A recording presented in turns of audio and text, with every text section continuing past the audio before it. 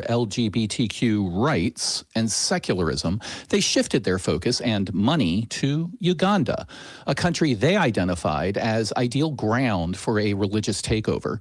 Over 20 major American evangelical groups poured over $50 million into Africa, with Uganda receiving the massive amount of share.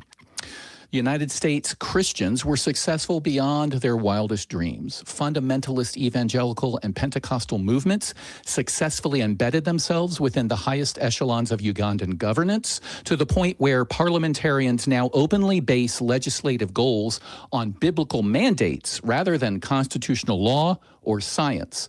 As in the United States, Ugandan lawmakers framed this effort as defending, quote, traditional Christian family values. The result? Uganda has seen a major surge in state-sanctioned arbitrary arrests, police torture, extortion, correctional rapes, the forced evictions by local councils. The anti-science religious climate has gotten so dangerous that vital HIV healthcare providers and human rights organizations had to shut down out of fear for their safety. Oh, and homosexuality is now punishable by death. This is not unique to Uganda. Russia recently developed a deep transactional symbiosis between Putin's authoritarian state and the Russian Orthodox Church. As in Uganda, homosexuality has been criminalized. Unapproved versions of Christianity, like Jehovah's Witnesses, were banned, their property seized, and hundreds of their members subjected to torture and long-term sentences to Siberian penal colonies. Other evangelical and Protestant groups in Russia face tight restrictions, fines, and bans on worship outside of state-approved buildings. Now let's compare these early days of those movements to what we're seeing in Texas. Over the last 3 years, Texas has been systematically dismantling the wall of separation, replacing trained school counselors with unlicensed anti-science religious chaplains, forcing the Ten Commandments into every public classroom, and just this week, mandating Bible passages as required reading for millions of students. As in Uganda and Russia and other places, the religious right in Texas frames this as harmless return to tradition and defending family values. But as we have seen, the consequences of similar movements around the world show us the true endgame of codifying dogma into law. By defining prosperity and security in religious terms, the state successfully frames human rights advocates, secularists, and minority communities as an existential threat to the state or nation. A thought to end on. Supreme Court Justice Sandra Day O'Connor once famously warned, quote, "Those who would renegotiate the boundaries between church and state must answer a difficult question. Why would we trade a system that has served us so well for one that has served others so poorly?" If you want to talk about this or any other religious issues, call us, because the show starts now.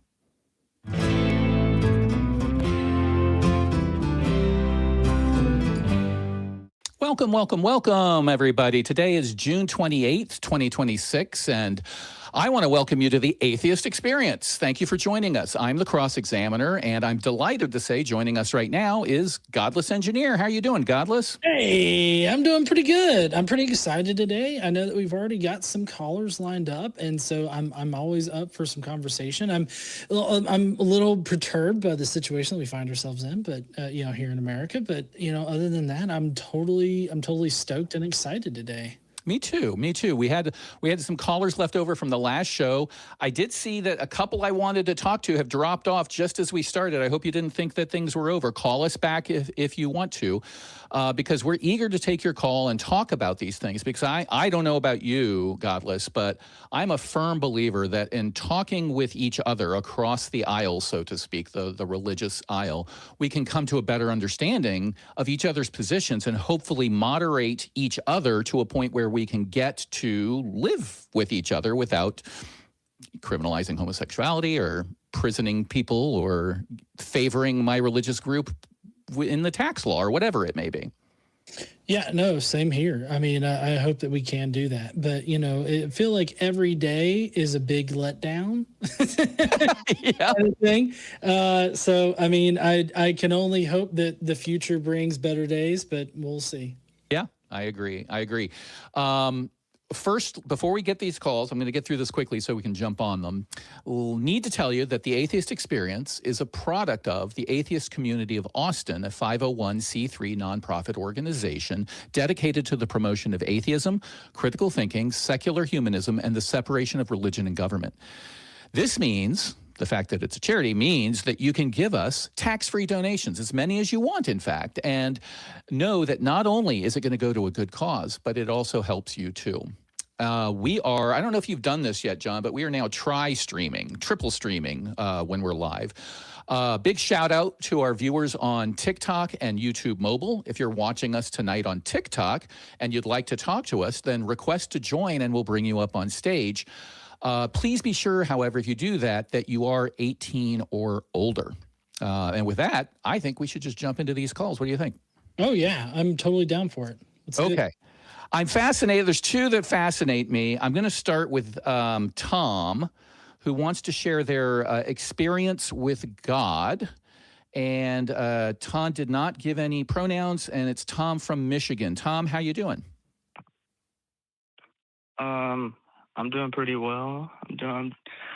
I'm all right. I just struggle with finding people to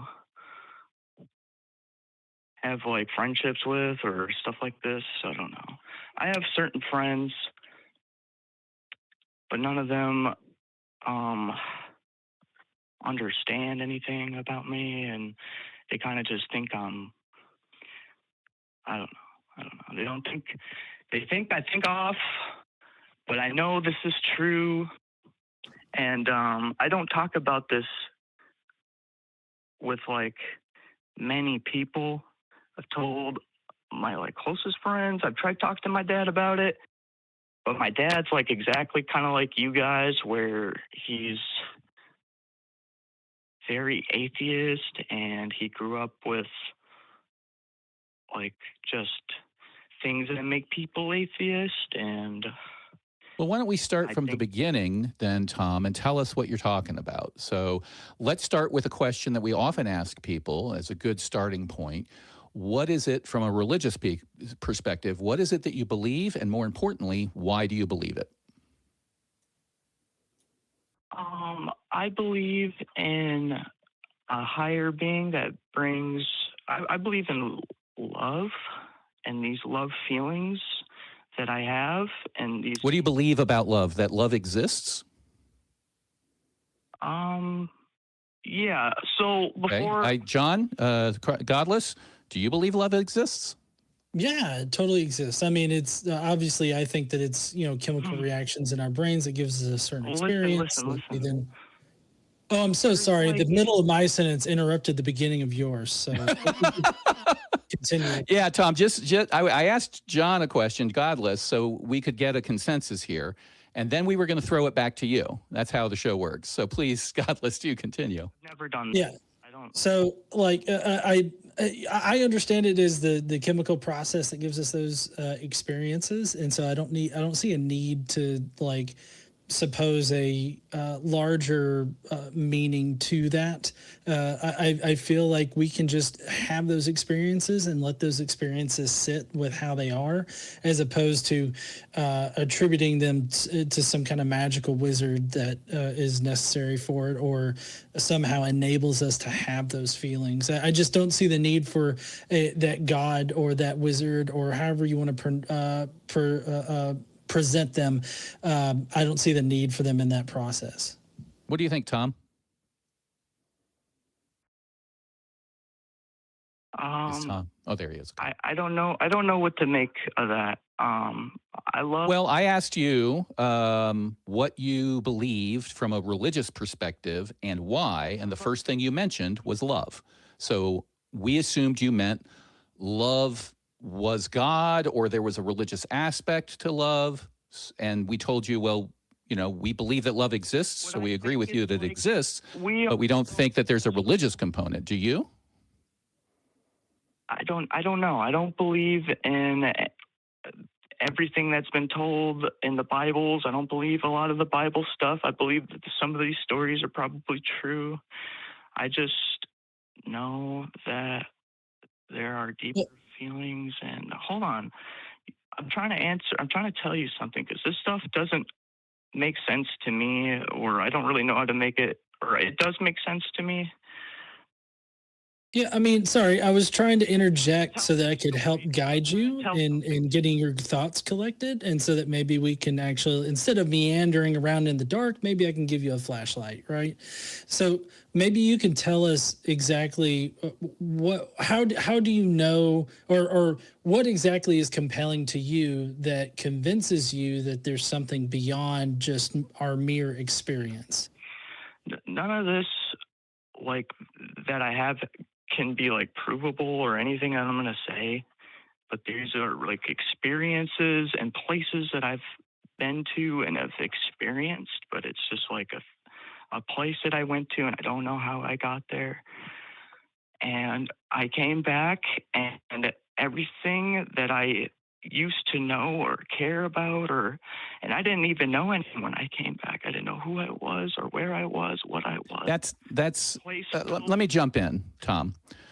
Well, now you're talking. I'm going to guide the conversation because this is our show, and I've got lots of callers on the line. Okay. And you're talking in these abstract ways. I had experiences. I didn't know who I was. I don't know what to take from you as being literal or being figurative. Telling you why. What I am interested in right now is, from a religious position. Well, first of all, let's back this up to a higher level. Why are you calling today? What's your goal? Is your goal to talk about your experiences, or is your goal to talk about some assertion about God and why you think it's true? Wrong that God is not evil or something, and I just wanted to tell my story and tell you I think that this is the most important thing. And do you understand that a story is not the best way to present evidence? We are all so special to have those, and of course there's a God, because Tom? feel love feelings. Tom? I'm muting you, Tom. So, Tom, do you understand that a story is not the same thing as presenting evidence as to why you're right? Right? I want you to contemplate this. If your goal, as you said, is to dispute the assertion that God is not evil, I would expect an answer along the lines of, God has the following attributes. Those attributes are not evil. Therefore, God is not evil. That would be like a sound and valid argument. What you're telling me is, I think love is real, and I went places and I didn't know who I was. That's not a response to this prompt. Either you are unable right now, due to whatever reason, to answer the question, or you don't want to. So I'm going to give you another chance. Tom, why do you believe that there is a God and that God is not evil? I tried to give you context before I told the story. That's what that was. Okay, we don't need the context. Give us your argument.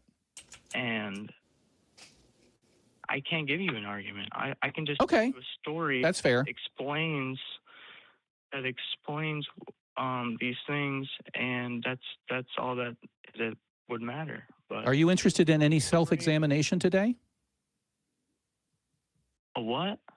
Self-examination, turning your eye onto yourself and examining your thought processes and your reasoning, because I think there might be an interesting conversation to have in that spot that might be interesting to our listeners. Specifically, the question would be, if you can't explain why you believe something, do you think that you should be believing it in the first place?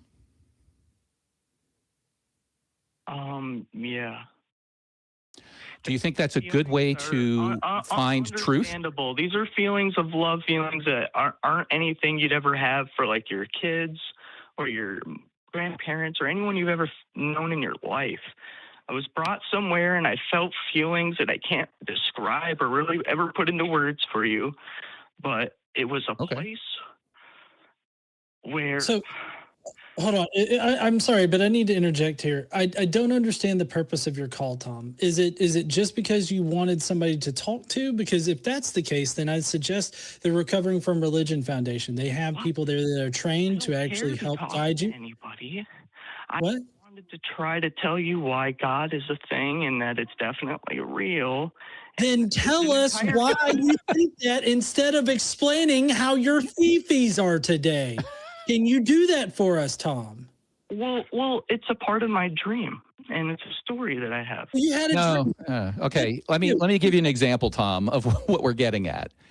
Godless Engineer is an engineer. I'm an attorney. We deal with, science-based, evidence-based reasoning and logic. It's kind of like,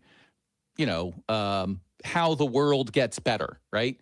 It's how we build bridges that don't fall down and kill people, because it's not because we felt like it was a good way to build a bridge. It's because we've measured the tensile strength of this particular bolt under this amount of pressure. If I went into court and I said, my client is not guilty because I had a dream and it took me to a place and I felt so much love for my client, he couldn't possibly have shot the victim, right? You would laugh me out of court, I hope, as a juror. Do you agree with that? That would be not a good way to get to the truth if you were in a court of law?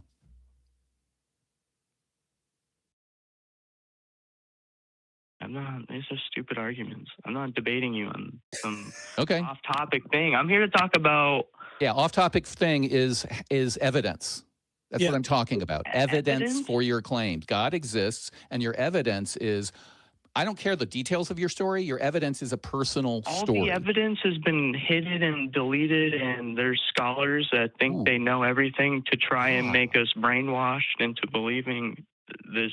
Now we're making some claims. What evidence do you have of that? There are scholars everywhere who make everyone think that they are right, and they are not right. No. I would argue every scholar tries to make people believe they deleted everything, right. and then they made these people and claimed them to be. So, John, what's your take on this? Well, I feel like what Tom is saying here is that he had a dream that made him believe that God was real. And so he wants to come up here and tell us in a vivid detail what his dream was so that we will then admit that his God is real. But I don't see how a dream that he had, where I'm not exactly sure what he was going through there. That's why I suggested the Recovering from Religion Foundation. But it seems like he had an intense experience that made him believe in God. And maybe it's a little uncomfortable for him to consider that other people don't believe it. Maybe he's getting a little bit of pushback from home, like, hey dude, that's just a dream, like I've had a dream where I was crawling at skyscraper heights and then I started to fall, and that was scary. But that doesn't mean that the giant skyscraper horrible reality is actually true in some kind of way. So Tom, when we bring you off of mute, I would really love for something other than a dream or a vision or something like that. Or a conspiracy theory. Or a conspiracy theory. How do you know that your God is real? Don't shit talk scholars. Don't shit talk other people. Just tell me why do you believe what you believe about God? Because I get these love feelings from him and these other things, and it's not okay. And now we're right back to the very beginning of our conversation, where you use the love feelings as just using your word here, your words, the love feelings that you feel. Where does God take part in the process of that experience of love? In my view, let me explain to you my view and then I'll let you answer. In my view, it's a chemical reaction in your head that operates within the structure of your brain and how your brain operates and how you feel those feelings, how you have those experiences that cause other complex interactions with the other parts of your brain that then give you that full experience of love. Now, I don't know where God factors into that. Maybe you can tell me, point to the part of the brain or the part of the process where God factors into it. It's got nothing to do with the brain or anything. Have you, that's a great response. Have you ever, what evidence do you have that feelings exist in the universe absent a brain? Because I remember, man, I can't I can't say anything to you. Let me put it another way. Call me crazy Do or rocks anything, do but rocks I've have had feelings? Experiences out of my body where I Do was rocks have feelings, where I Tom? was nothing but a consciousness, Do and you I'm do you, stuck Tom? at a Tom? certain Tom? speed. Tom? What? Tom? Yeah, Do rocks have feelings? I don't know. Do you think they have feelings? What's more likely? A rock has feelings or a rock Probably doesn't not. have feelings? What's more likely? Probably not. Okay. So at least we can agree on that. I have yet to experience anything that doesn't have a brain that I have any evidence of that it experiences feelings. I think you would agree if we took 30 minutes to pin you down on that. So I'm going to shortcut that and just say, I think we agree. It's much more likely that nothing without a brain has feelings. So I'm just setting that up. So then my follow-on question is, what creates feelings in brains? Is there only one cause, or can there be multiple causes? And then my second question is, can the person experience the feelings, can the person experiencing the feelings be wrong about the cause of those feelings? I.e., could you be wrong about the source of your feelings? That's what those beings do. They want you. Answer the question, Tom. Tom, answer the question. Why aren't you answering the question, Tom? Hold on, maybe you should use his actual name, Matthew. Gotta explain it harder to me then. Tom, answer the question or admit that you're unwilling to answer the question. What question? Could you be wrong about the source of your feelings?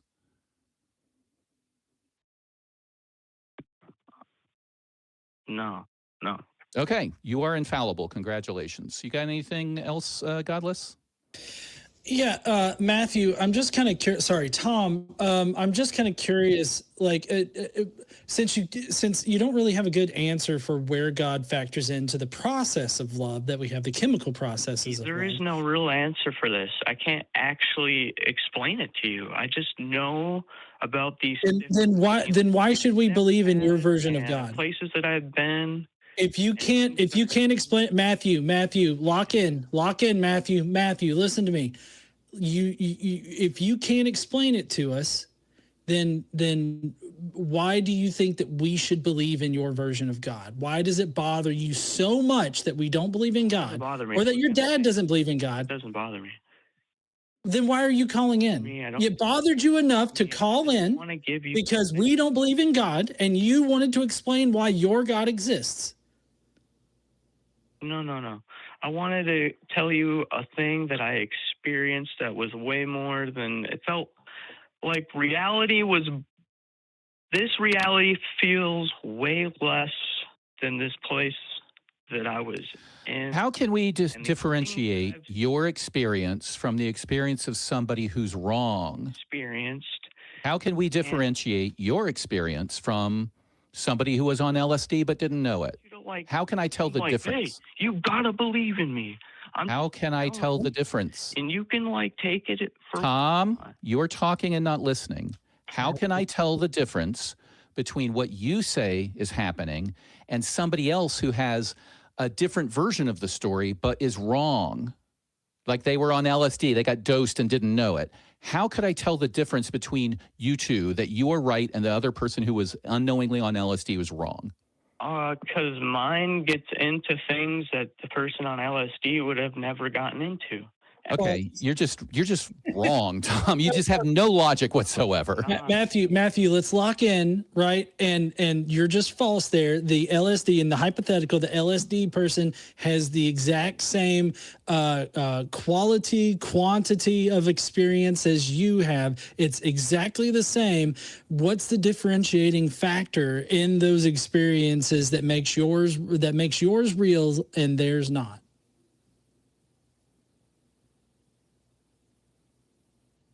Because mine lasts forever, and I don't know who I am when I woke up in there, and I didn't know who I was when I came back, and I didn't know anything. Do you think someone tripping out on LSD is going to know who in the fuck they are in the moment? Like, I mean, I've never done LSD, so I guess I don't know. But at the same Yeah, I time, mean, his saying mine lasts forever is actually, quite frankly, the most logical thing you've said today, Tom. Like, we could run experiments where we monitor somebody's blood intake and all that, but that wasn't the point. And I think you know that wasn't the point. The point is, as a third-party observer, I'm getting testimony from you that you're right because you say you're right because you feel you're right. And I get testimony from somebody else who calls me and says, God is evil, and I know that because I feel all this hate from God, and it lasts forever, and I'm convinced that I'm true because I feel it's true. And then when I ask that person how I could tell the difference between you two, he says, because this other guy's wrong, just like you're saying he's wrong. How do I get out of that Spider-Man situation where we're pointing at each other as to which one's wrong and which one's right? And to date, you haven't given us anything other than, trust me, bro. And that's not a good way to find out the truth. Anybody else comes to you with a proposition about something you should or shouldn't do, 99% of the time, they're going to have some evidence that they give you that will lend support. Now, it may be fabricated, but at least it'll be evidence. It's not just, trust me, bro. I wouldn't trust you if you said, hey, invest with me. Give me $1 million. I'll turn it over tenfold in 10 days. Trust me, bro. So why should we believe anything you say? What evidence do you have other than your feelings?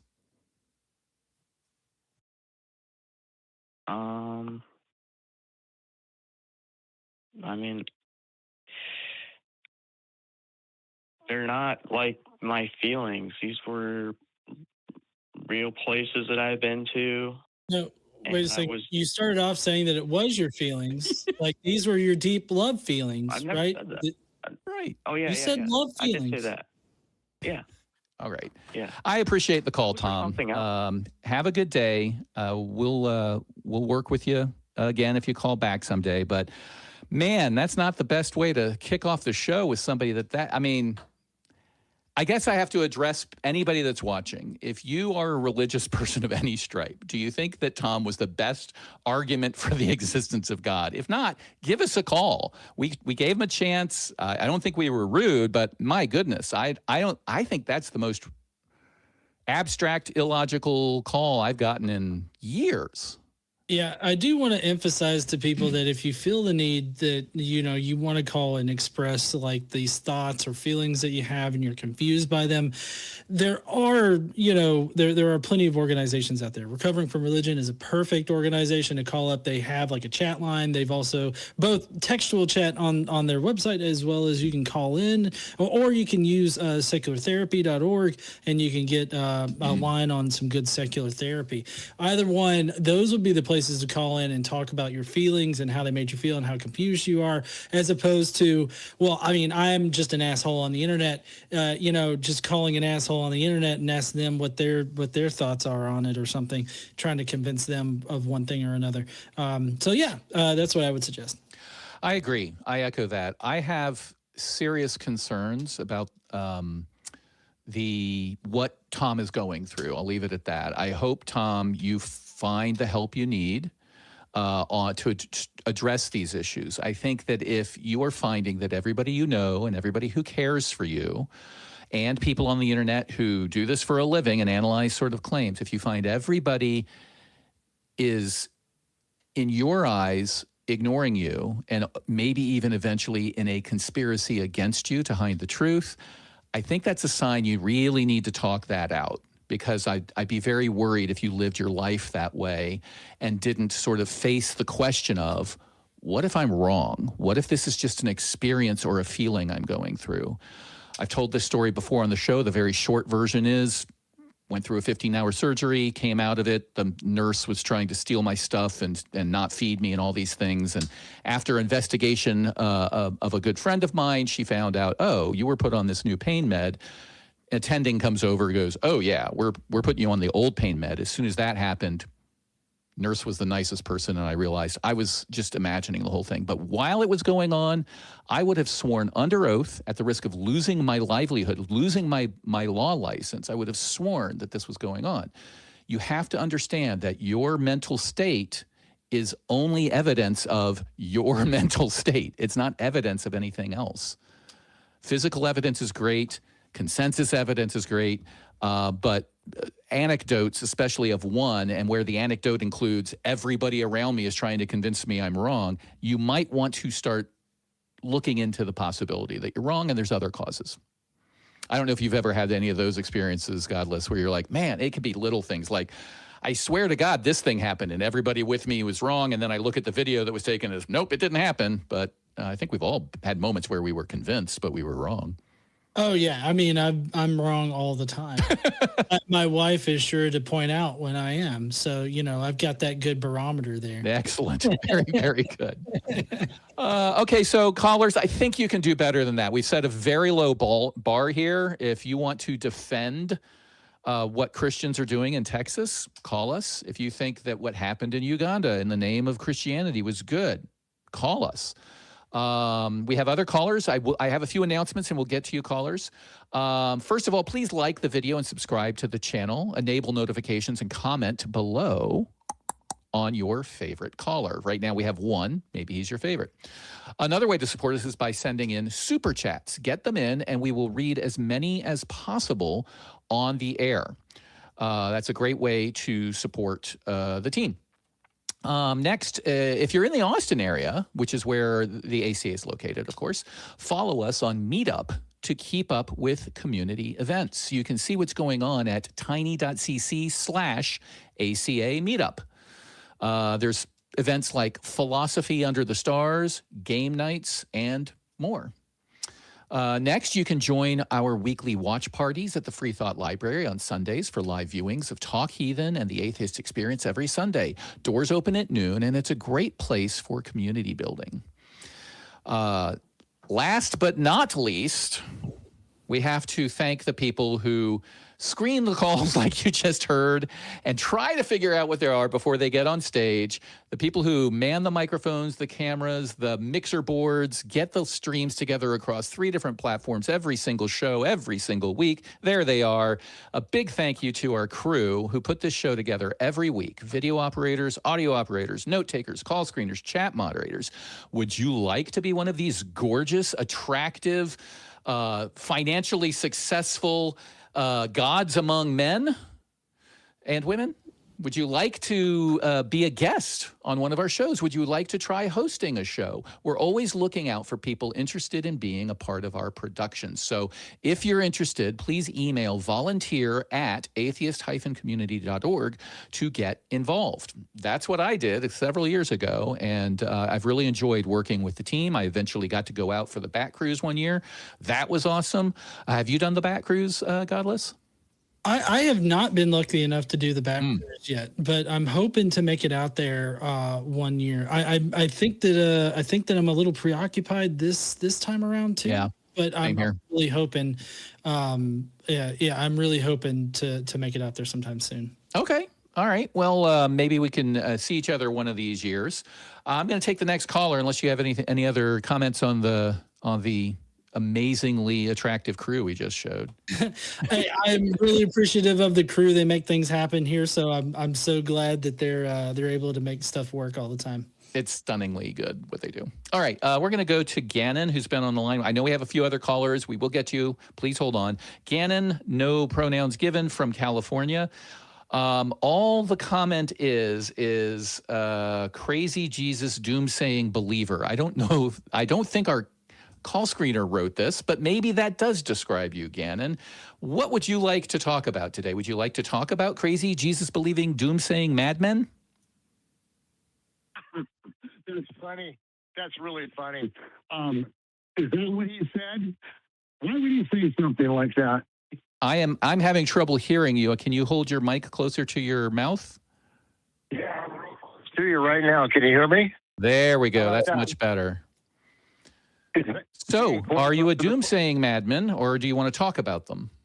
No, I just wanted to share my experience, just like Tommy was trying to share his, and I hope Tommy finds what he's searching for.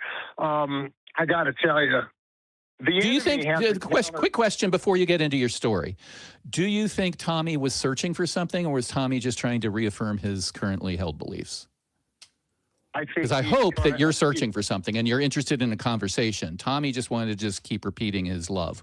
So what do you think? Was Tommy searching for an answer? I think he's a confused gentleman, and Yeah. the right counselor would bring him in. Yeah. All right, go ahead for it, Cannon. What do you believe and why?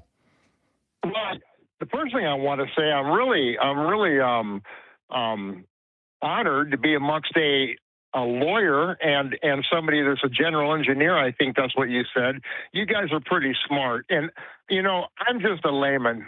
I was born and raised in California, and I've worked my butt off all my life, like most laymen do. And ever since I was a child, I've been interested, and I started reading the scriptures Hey, Gannon, very early. Gannon, could you give us a statement first, and then we can get to the story if it's relevant?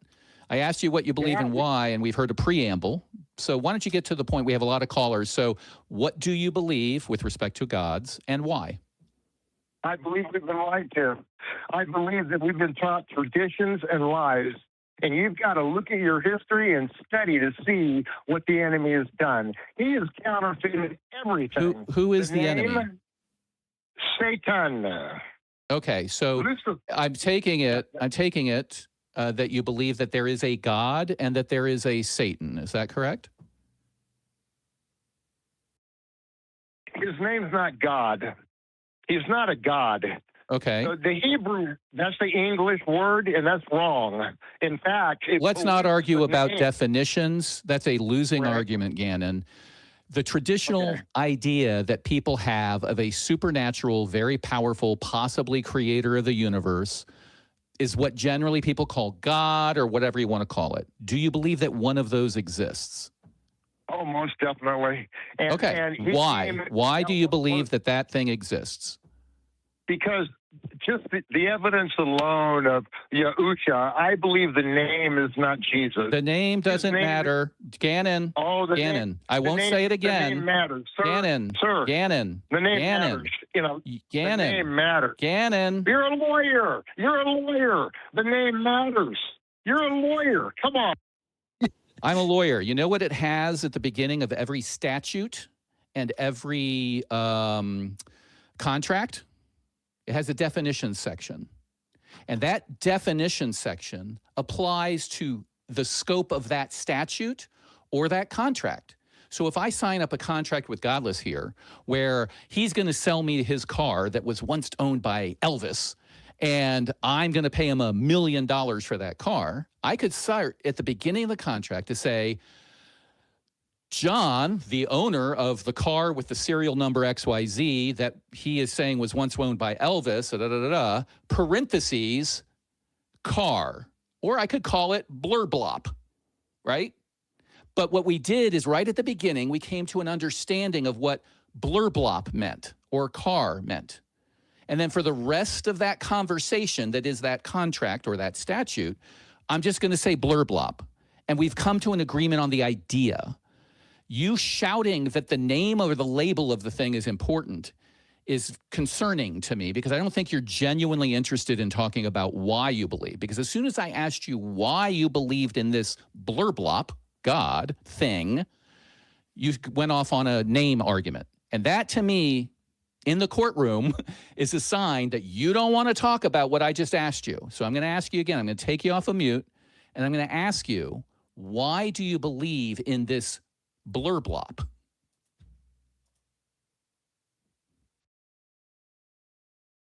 Gannon, are you with us?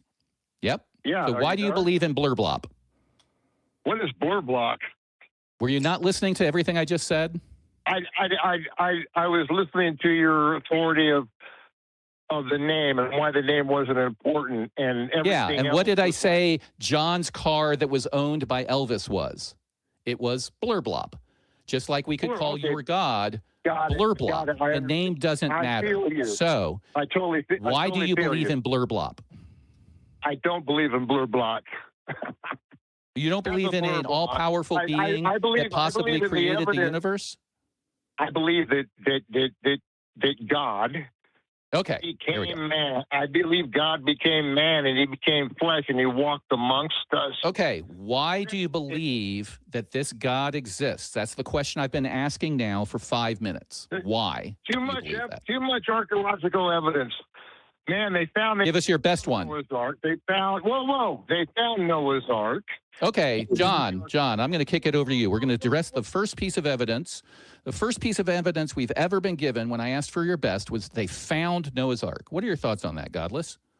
Yeah, no, this is a Ron Wyatt claim that is not accurate at all. What they found was a case of pareidolia in an area that they figured to be like where Noah's Ark might have landed, and all they saw was a rock formation that vaguely looks like the outline of what they think an ark or. FYI, you're now talking to our audience because he's hung up. But please do continue.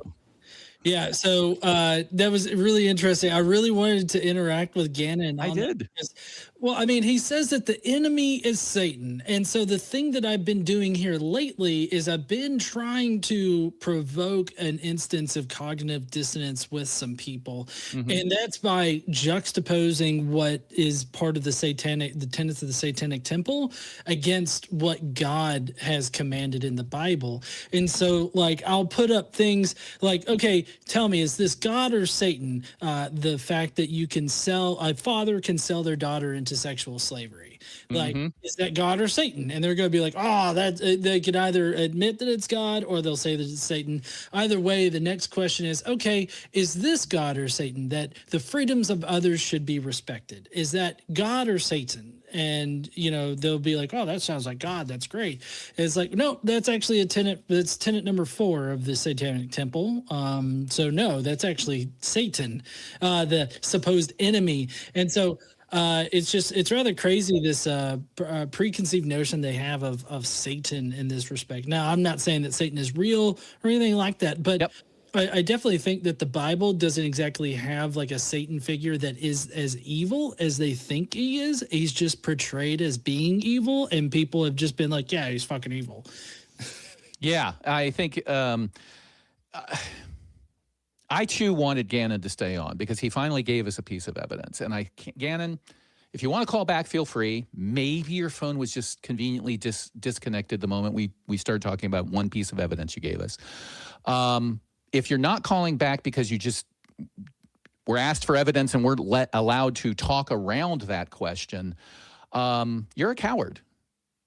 You're a coward. And you know what? I've been doing this for years, and I'm going to call Christians out on this.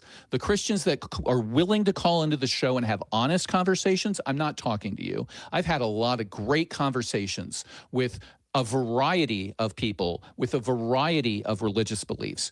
The best conversations were where somebody was willing to answer honestly and explore down to the real point where we disagree, because we don't really disagree on a lot. We tend to disagree down when we get down to good reasons to believe things. And we all have this little space of things that we reserve in our head that in order for me to stop believing this thing, I'm going to need a whole bunch of momentum. I'm going to need a whole bunch of evidence, a whole bunch of talking, years and years of exposure to counter evidence of what I previously held. It's not just a one conversation thing. And it can be religion for some people.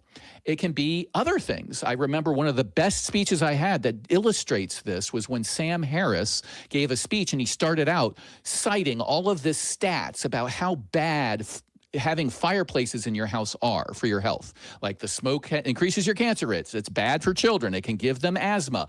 All of these things, like you can lose energy up through it. And his conclusion was we should outlaw fireplaces in houses in the United States. And that feeling of like, oh, God, no, I like fireplaces. They keep me warm. It's cheery, especially at the holidays. I'm an atheist that likes Christmas. I, decorate it and stuff. Standard comes from. Right. I mean, all of these things. But it was a great way to demonstrate to somebody who was a non-believer of, hey, there's something in your head that when you're presented with evidence, you still want to reject that evidence. You want to reject that feeling.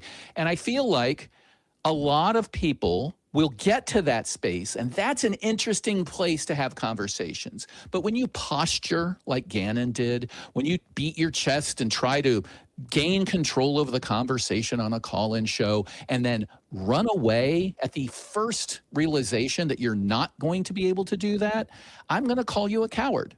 So call back if you want to just man up and have the conversation and truly examine why you believe things, or don't call back. One of the two, because I think our listeners are bored of people who just turn tail and run. I don't know, Godless, on your call-in shows, have you had those sorts of moments where you had those really long, interesting conversations with somebody who like is willing to admit, yeah, I just kind of like it, or something like that, where it's my faith, right? It gets down to that point. Yeah, I mean that happens like all the time, but it just illuminates that they don't have like a good reason to believe, Yeah. in those things. And it, for me at least, it creates this sort of instance where they start questioning their beliefs, like why they believe them, not necessarily so that they Sure. can like leave their belief or anything like that. But the main thing that I want to do in all of my conversations here is to provoke this sense of questioning, what I believe and why I believe it, and allowing yourself to come to your own conclusions without having other people dictate what those conclusions should be.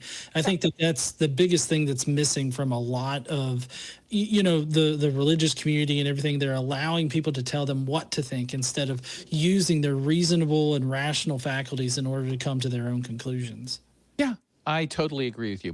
Part of my concern with religion has always been this sort of community groupthink combined with the possibility of covering up mental illness. If somebody comes to me and says, man, the devil has been really on my ass today, they might really think that there is a devil that's been trying to eat them or pursue them, or they might be using an expression. And either way, their church community will give them cover to go undiagnosed longer or things like that. And to be clear, I think people who say religious beliefs are crazy or things like that, that's not what I'm saying. That's not true, and I will fight you on that one. I'm talking about this like I can't tell when somebody comes to me and says, I had love and I went to another place and I didn't know where I was and nobody around me believes me. I don't know if they're high right now, if they've got mental health issues, they genuinely believe it, or they're a troll. I just don't know. So when I find those people who are willing to actually turn that eye on themselves and question it and make me turn my eye on myself and question my beliefs, that I think are the great conversations. Maybe our next caller, Muhammad from India, him, will do that. Let's see if I can get Muhammad on the line here. Muhammad, it says you want to respond to the show theme, God is evil, change our minds. So do I have you right? Is that what you'd like to talk about? Yes, we will start with that. Then we will discuss as we move forward, inshallah. And okay, so what's your response to the show's theme, God is evil? What's your response to that assertion? I think evil and good both are relative, which can be applied to human beings because God is beyond evil and good. So it is from what you are measuring good and evil, and that is one of the reasons your statement. Well, so Muhammad, if I can ask a clarifying question real quick? What is it? Yes, absolutely. We're discussing this. Ask whatever you want to ask. Okay, I don't know what it means to be beyond good and evil. Do you mean that God is beyond any kind of like either moral condemnation or any kind of moral analysis? Like, is that what you mean? Or what do you mean by beyond good and evil? Okay, very good question. Listen, the philosophy, because I am a believer, I follow Islam. So what we believe is that God is the one which created everything. So every rules and regulation is being derived from God itself. Gotcha. So it will be very illogical to apply the same rules and regulation on God. So there's two forms of this. I want to know which camp you're in. One form of this is sort of the divine command theory, which says if God orders you to do something or puts a rule in place, then by definition, that is good. We are in no place to judge. So if God today told Abraham to kill his son and for no reason other than God said to do so, then that by definition is a good thing. So that's divine command theory. The other side of that coin or camp is, I'm not sure what you call this, is God is in and of himself goodness, and therefore it is impossible for God to do anything that was not good. Like, it's almost like he's constrained by a bigger goodness. He is the nature of goodness. So they're two sides of the same coin. Is that what you're talking about when you talk about this? God is capable of everything. Is he capable of doing something that's evil? I told you that evil and good is a relative. So is it impossible for him to do something that's evil? These are wordplay only. Right now you're doing... No, it's not. No, it's not. It is true or false that it is possible for God to do something that's evil. If God can't do anything that's evil because evil doesn't apply to him, then it is impossible for God to do something that's evil. That would be the answer. That's all I'm trying to illustrate. No, you are just doing wordplay. Listen to me what I'm saying. It's not. It's not. There is a set of things in the universe, of actions that could be taken that we would define as evil. I'm asking are any of the actions that God would take in that set? That is not wordplay. That's math. I am saying very simple thing. The things you are defining as evil is because those things has been described as evil by God's command. So you cannot apply the same. You're not answering the question. Let me ask it a different way before I turn it over to John. Can a rock be evil? Can a rock do something that's evil? It depends upon you. Well, what do you mean by a rock doing evil, and what do you mean by a rock doing a good deed? What is the meaning of this? My question is very simple. It's not relative to me, unless you're telling me that morality is relative. I don't think that's your argument. Mm-hmm. Can a rock morality do something that's evil, or even be evil in and of itself? Let me first put my claim very simply. You're not answering two questions now. You have not answered two questions. Why should we keep talking to you? I think I've noticed a very simple pattern among all the atheist community, that you people have no arguments, and the only argument you have... No, we do have oh my gosh. We're trying to make an argument with you. So, like, for instance, Muhammad, if Allah were to somehow tell you to marry and grape a 9-year-old, would that be good or bad? Yeah, that will be totally fine. Yes, that will be totally good, because if God is commanding that to do, so that is a totally fine thing, because... Hey, I'm dropping him. That's disgusting. I mean... You're a disgusting human being. 0 to P3DO in like no time. Holy shit. That would be good. Yes, it would be good. God tells you to rape a 9-year-old child. That is a good thing, because God told you, like, wow, what the fuck? That's, I mean, it's divine command theory illustrated the best way I've ever heard it. I mean, there was a call that Tracy Harris took like 15 years ago on this show, where she spent 20 minutes walking this guy, and she's the famous one where she says, you know, the difference between your God and mine is, you know, I prevent the pedophile from raping the child. Your God says, you know, go ahead and rape, but I'm going to punish you later. And she gets the caller, I think it's the same call, she gets the caller into a corner where she talks about the victim and says, you know, what about the little girl or the little boy? And the caller says, well, they had to do something in their life that deserved that, or something like that. And it was like, mind-blowing moment in me watching this. Like, this guy genuinely participated in the conversation for like 30 minutes, got to this point, and it was this, what you just said, Mohammed, is a billion times worse than what that guy said. You should be ashamed of yourself. That's like, have you ever had anything like that? Like, that's the first time I've ever heard that so blatantly on the show. Oh no, yeah, that's why I immediately went there. I was here, so I've got like an entire database that I've conscripted or constructed that has like all of these arguments for the Quran, and I don't know all of them by heart yet. So I go through them, and I was trying to look for a good one that was about genocide.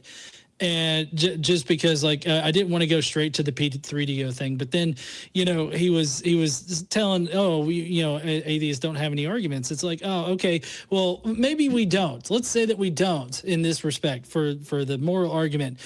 If God tells you to do this thing that's obviously horrible, is it good? And him going directly to it, like it either goes one or two ways. Either they immediately go to P3DO apologetics, or they try to make some convoluted argument that Aisha wasn't actually 9 years old. So it was going to go one way or another. And, him going directly for P3DO apologetics seems, pretty much spot on. I'll give him this. He wasn't playing word games. He answered the question. Like, that's equivalent to getting a witness on the stand and being like, did you shoot the victim? And they go, yep. Totally did, and it was fun. I did it because I hated him, and I thought about it ahead of time, and I knew it would be illegal. It's like, Jesus. Oh my gosh. Muhammad, I sincerely hope that you were a troll. I sincerely hope that was a show. I somehow think it was not, and I feel very sorry for you I think you're a better person, to quote what Tracy said on that episode. I think you're a better person than your God. I think you know that that's wrong, and you have been forced and backed into a corner based on whatever caused you to want to believe in this God, your society, indoctrination, your parents, the consequences of not believing in your current community, whatever it is that has convinced you that that's more important than basic human decency. I don't think that you think that would ever really be true, that it would be perfectly fine for a grown man to marry and sexually assault a 9-year-old. Mm-hmm. I think that he was serious, but yeah, one can have a positive outlook, I guess. Yeah, I mean, that's my funny, the self-examination I talk about. That's my mind trying to reconcile the cognitive dissonance I have of nobody would ever say such a thing, and then hearing somebody say it, my mind jumps to, well, it can't be real. They can't sincerely believe that, could they? But you're right. That's me trying to be optimistic about humanity. So, wow. Before we take our next call, I do want to say, everybody over there on TikTok, if you disagree with the prompt of God being evil, we do sincerely want you to try to change our mind. So request up, use that request button down there to request up and talk to us if you would like to try to change our mind about God being evil. Abrahamic God generally is what we kind of like handle here. But if you have some kind of like DIY God that you want to prove isn't evil, we would love to take that challenge on. Otherwise, if you're on other platforms, you can call in using 512-991-9242, and you can interact with us. So definitely get those calls in now if you think that you can prove that God is not evil. You've got such a great voice for this. I love it. Have you been told that before? No, you haven't. Normally, people hate my voice because they people who fall victim to your argument. They detect a little bit of that Southern twang to it on occasion, and so they don't like it. But no, I liked the way you handled that. You can also visit, by the way, aca.show/call. Lots of ways. I think you listening at home, if you're interested in sort of exploring this space, talk about where the United States is going from this Christian nationalism perspective, or even if you're religious and you're appalled by where the country's going, we'd love to hear from you. I think you would do better than the first three callers, which can be summarized as, basically, I was in a mental state equivalent to being on LSD for a long time, and I think everything is God or something. I think that because I heard that somebody found Noah's Ark, therefore we need to call God some other name, and there's a conspiracy theory of trying to hide it. And then finally, we should, as long as God says it's okay, you should be able to sexually assault 9-year-olds. I think that's the bar we've set so far.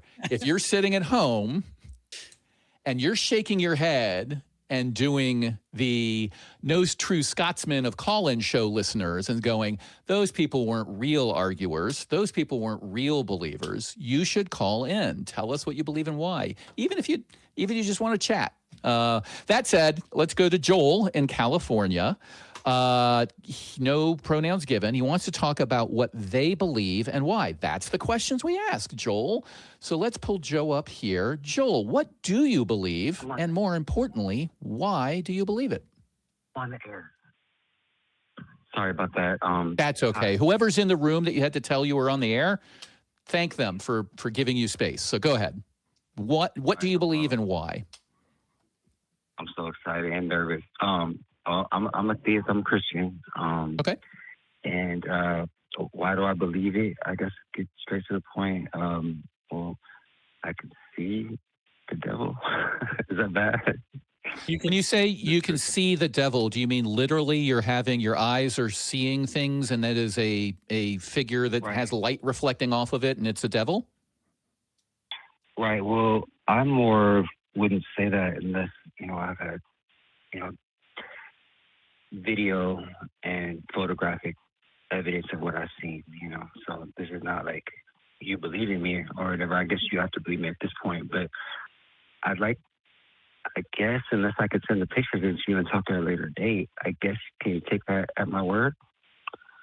Well, I'll turn it over to John. I think would agree. We can take you at your word that you believe you can see the devil. I'll take you at that word. Go ahead, John. Okay. Yeah, but so I feel like you do have a voice for radio, by the way. You do have a voice for radio. My mom was saying I have a face for radio. You have a voice for radio, so you do have a very good voice for it, though. Okay, thank you. I probably have a face for radio too, so we share in that. No, you don't. Okay, thank you. I feel like there is a bit of a preconceived notion of the devil and him being evil, and like a preconceived notion of like demons and Satan and everything like that. So I'm just kind of curious. I know that you're working off of a Christian theology sort of perspective here. Out of your understanding of the Satan in Christianity, what makes him evil exactly? Can you point me to any kind of book, chapter, verse, or any kind of theological aspect that we should probably clarify, because all he said is he can see him. Right. Hey, Joel, quickly, do you think Satan's evil? I think he's evil. Okay, so John's question stands then. Why do you think he is evil? We'll get to why you think he exists, but why do you think Satan is evil? What characteristics does he have? Well, I said that in a questionary sense, meaning that I was repeating you. Do I think that? Oh, okay. I think that God makes all things into good. So let's just say that, right? But I think that he is in charge of the space that allows us to have free will, and much of our free will doesn't coincide with what God wants for us. Like I would say that sin, can I use that word sin, would be like missing the mark, right? So missing the mark that God said, we would call sin. If you would call that evil, he's in charge of that space. So I'd like to define my own terms, because I don't want to have a loaded word like evil. Yeah, no, I'm a big fan of, as the earlier caller demonstrated, I'm a big fan of defining our own terms. The terms don't matter, the concepts do. So if I understand you, you believe that there is this space of concepts or behavior or thoughts or activity where we are not living up to God's commands / expectations. There's a shorthand for that. We'll call it sin. And you said that Satan is in charge of that space. Is that what you said? Could you explain that? Sure. He is that space, really. So he is in charge of it. Yeah, I would say, and that's a lot to do with where he's at in locale, like this earth. I think is kind of where he was punished to, but also in behavior. Yeah. So because I don't think God really is in space that's not true, right? And anything that sin is not true. Anything that's okay. Well, before we move on to God, I think John had asked the original question, John, if you want to jump on this, of what characteristics did Joel answer that question? He's evil because he's in charge of sin, or he is sin? Yeah, would that be accurate? Like the devil is evil. Sorry. Yes, he allows us a space for free will, meaning that we could go, like, if there was like a 0 point, you know, and then there was positive and negative. I would say he would be in the negative part, the dark part, you could say, the part. Well, yeah, but light. I feel like that's more of you just classifying him as evil and not him actually doing anything that is evil, right? So is there anything that Satan actively does that makes him evil?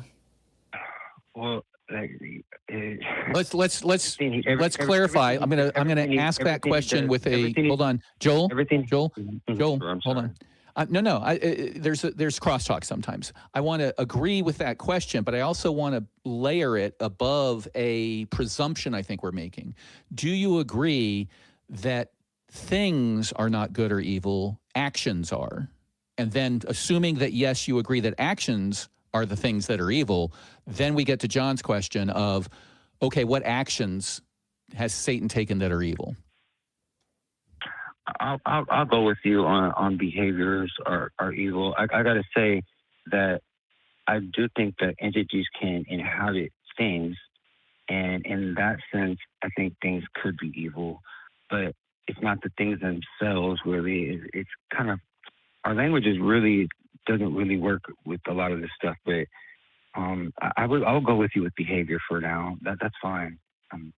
Okay, so John's question then stands is, what has Satan done that demonstrates he is quote unquote evil, or what things have he done that are evil? He defied God, right? So he defied God. He basically. So not doing what God tells you to do is evil. Well, not doing what God told him to do, which was. So some people can defy God and not be evil? But that was his fall from grace, right? We're talking about. Let's get away from that story. You said he defied God. That's what was something that he did was evil. And I'm asking, okay, so anybody that defies God, that would be evil, right? Or wrong. Is that correct? Right or wrong. Well, okay. There's someone that, yes, well, there's someone that lies. Are they a liar? Well, let me. Every other time. Well, that's what we call a tautology. That's what I call a tautology. That's what you're doing to me, right? That's what you're doing. No, I'm not. Unless you're smuggling in the argument that says anything God tells you to do is by definition good. Is that your assertion? No, you just said to me that if somebody does something that God doesn't want, are they evil? Yes. If they do one bad thing, are they evil? And I'm saying that's the same thing as saying if you lie one time, are you a liar? It's exactly the same thing, right? Yeah. Okay, so answer the question. Well, so if somebody does something bad one time, are they evil? Yeah. Right. They did an evil thing, and right. I agree with that entirely. Yeah. Mm-hmm. Yeah. There's a guy named Ray Comfort, an Australian preacher who used to do this on the street. He'd walk up and say, do you think you're a good person? And they say yes. And then he'd say, have you ever lied? Have you ever cheated? Have you ever stolen anything? Oh, so you think you're a good person? You're obviously not. You need God. That was the argument. So I'm just sort of turning that around on you and on Satan. So Satan did this evil thing that you think is an evil thing. Does that make him an evil person or an entity? Or did he just do an evil thing? He did an evil thing, and he's an evil person. So John, you want to re-ask your question then? No. Wait a minute. I understand. I'm not as silly as some of the callers. I get what you're saying. You're trying to pinpoint it as somebody. The behavior is the evil thing. So he did an evil thing. Is he evil? And then I'm saying no. Well, no and yes. So they both can be true, right? He can be done an evil thing and be evil. Is that true? Would you agree to that? I don't understand what it means for a person or a thing to be evil. That's the part I don't know. I don't know. Do you understand that, Josh? John? Hold on. You've been talking. John asked the original question. I want to get it back to him. I don't understand what it means for a person to be evil. In fact, I don't even really understand the term evil. I understand moral good and moral bad, but Yes. go ahead. Let's let Godless finish his line. Yeah. So, I mean, as far like, I feel like if you're proclaiming somebody to be bad or evil in this instance, you're making a claim that their general behavior is to be that way, to where you could generalize, their behavior as like, that's what you expect out of that person, But then right? all people would be evil, though. I mean, And all people would be good. True, I've not met a true, single but- person that hasn't done at least a few good things in their life.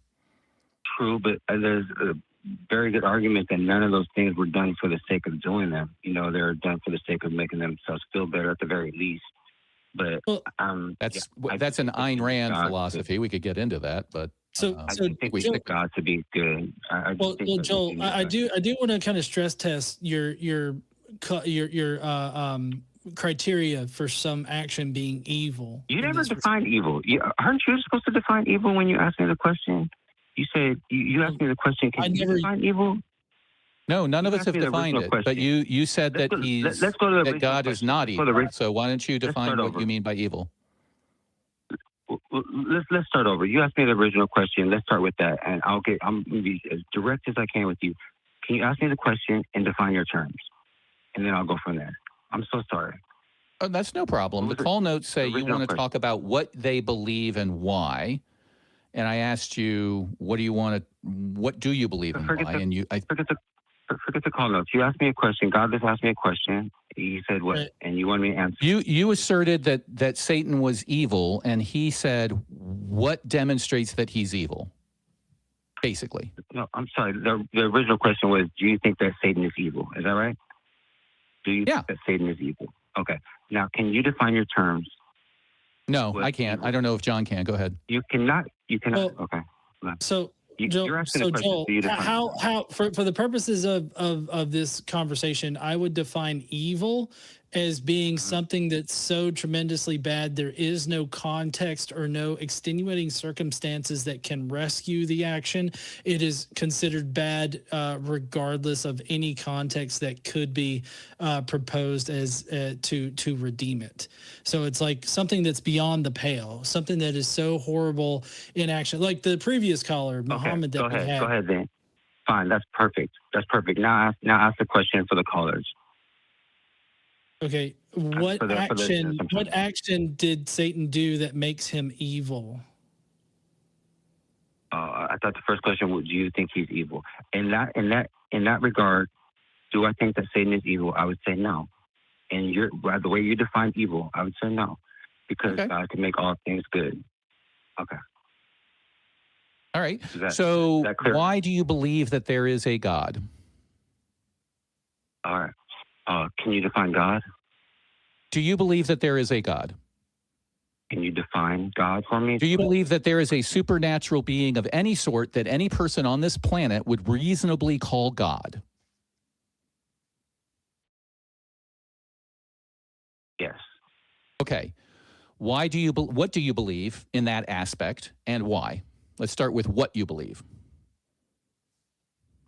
I'm a Christian, so I believe in Jesus as our Savior, and pretty much the Bible, as it's written, with the exception of some things, but for the most part, the Bible. That's why I believe it. Why do I believe it? Well, I asked God a long time ago. I was always a kind of an amateur. By the way, I've always been really scared to call into your show. You're doing great. You guys are spectacular people, honestly, and I really thank you for what you do, because you do give honest space for people to come in and explain, why they believe what they believe, which Christians are supposed to be able to do.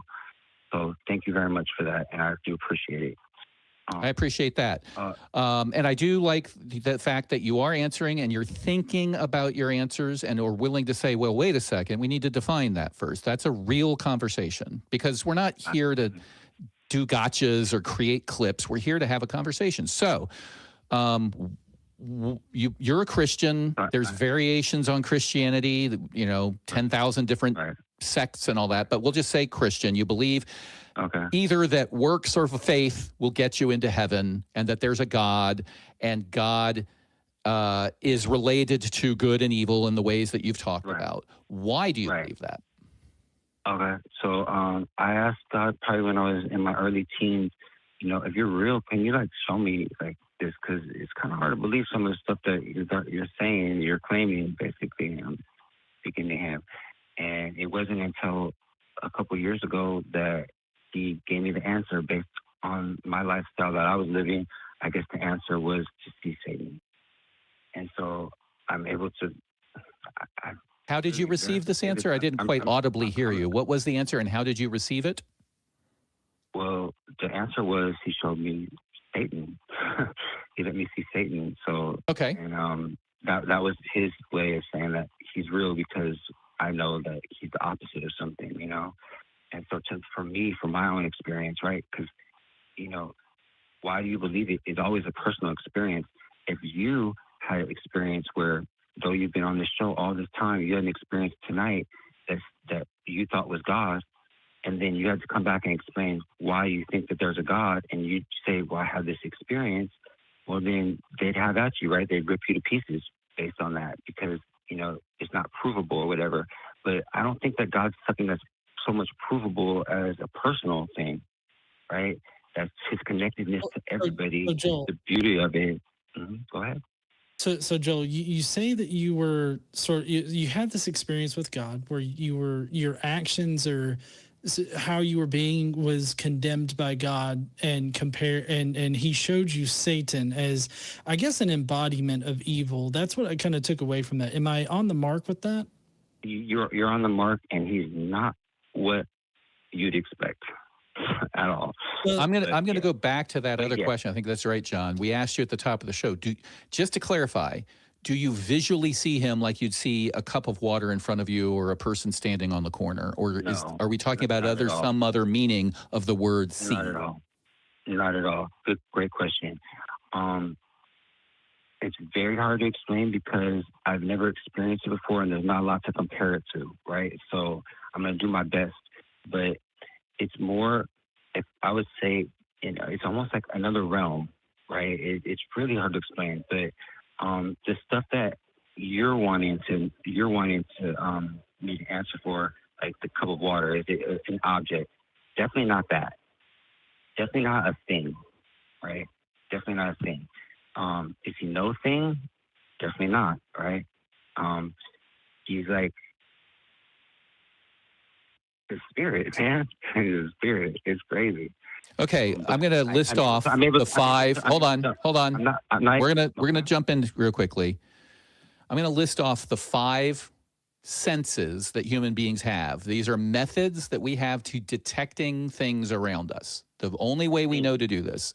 We have sight, we have hearing, we have taste, we have smell, and we have touch.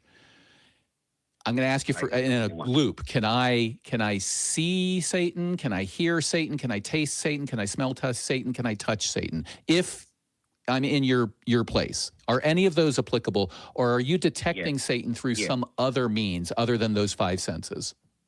I would say sight is the closest one that I would say. It's close, but it's not the same, because you wouldn't see it like you see a guy on the corner, or I see my mother. It's not a thing, right? It's not a thing. So do you use your eyes when you see Satan, or are you seeing it some other way? I can close my eyes and see him. Isn't that a warning sign? I can close my eyes and see him. I can open my eyes. Isn't that a warning sign? A warning sign of what?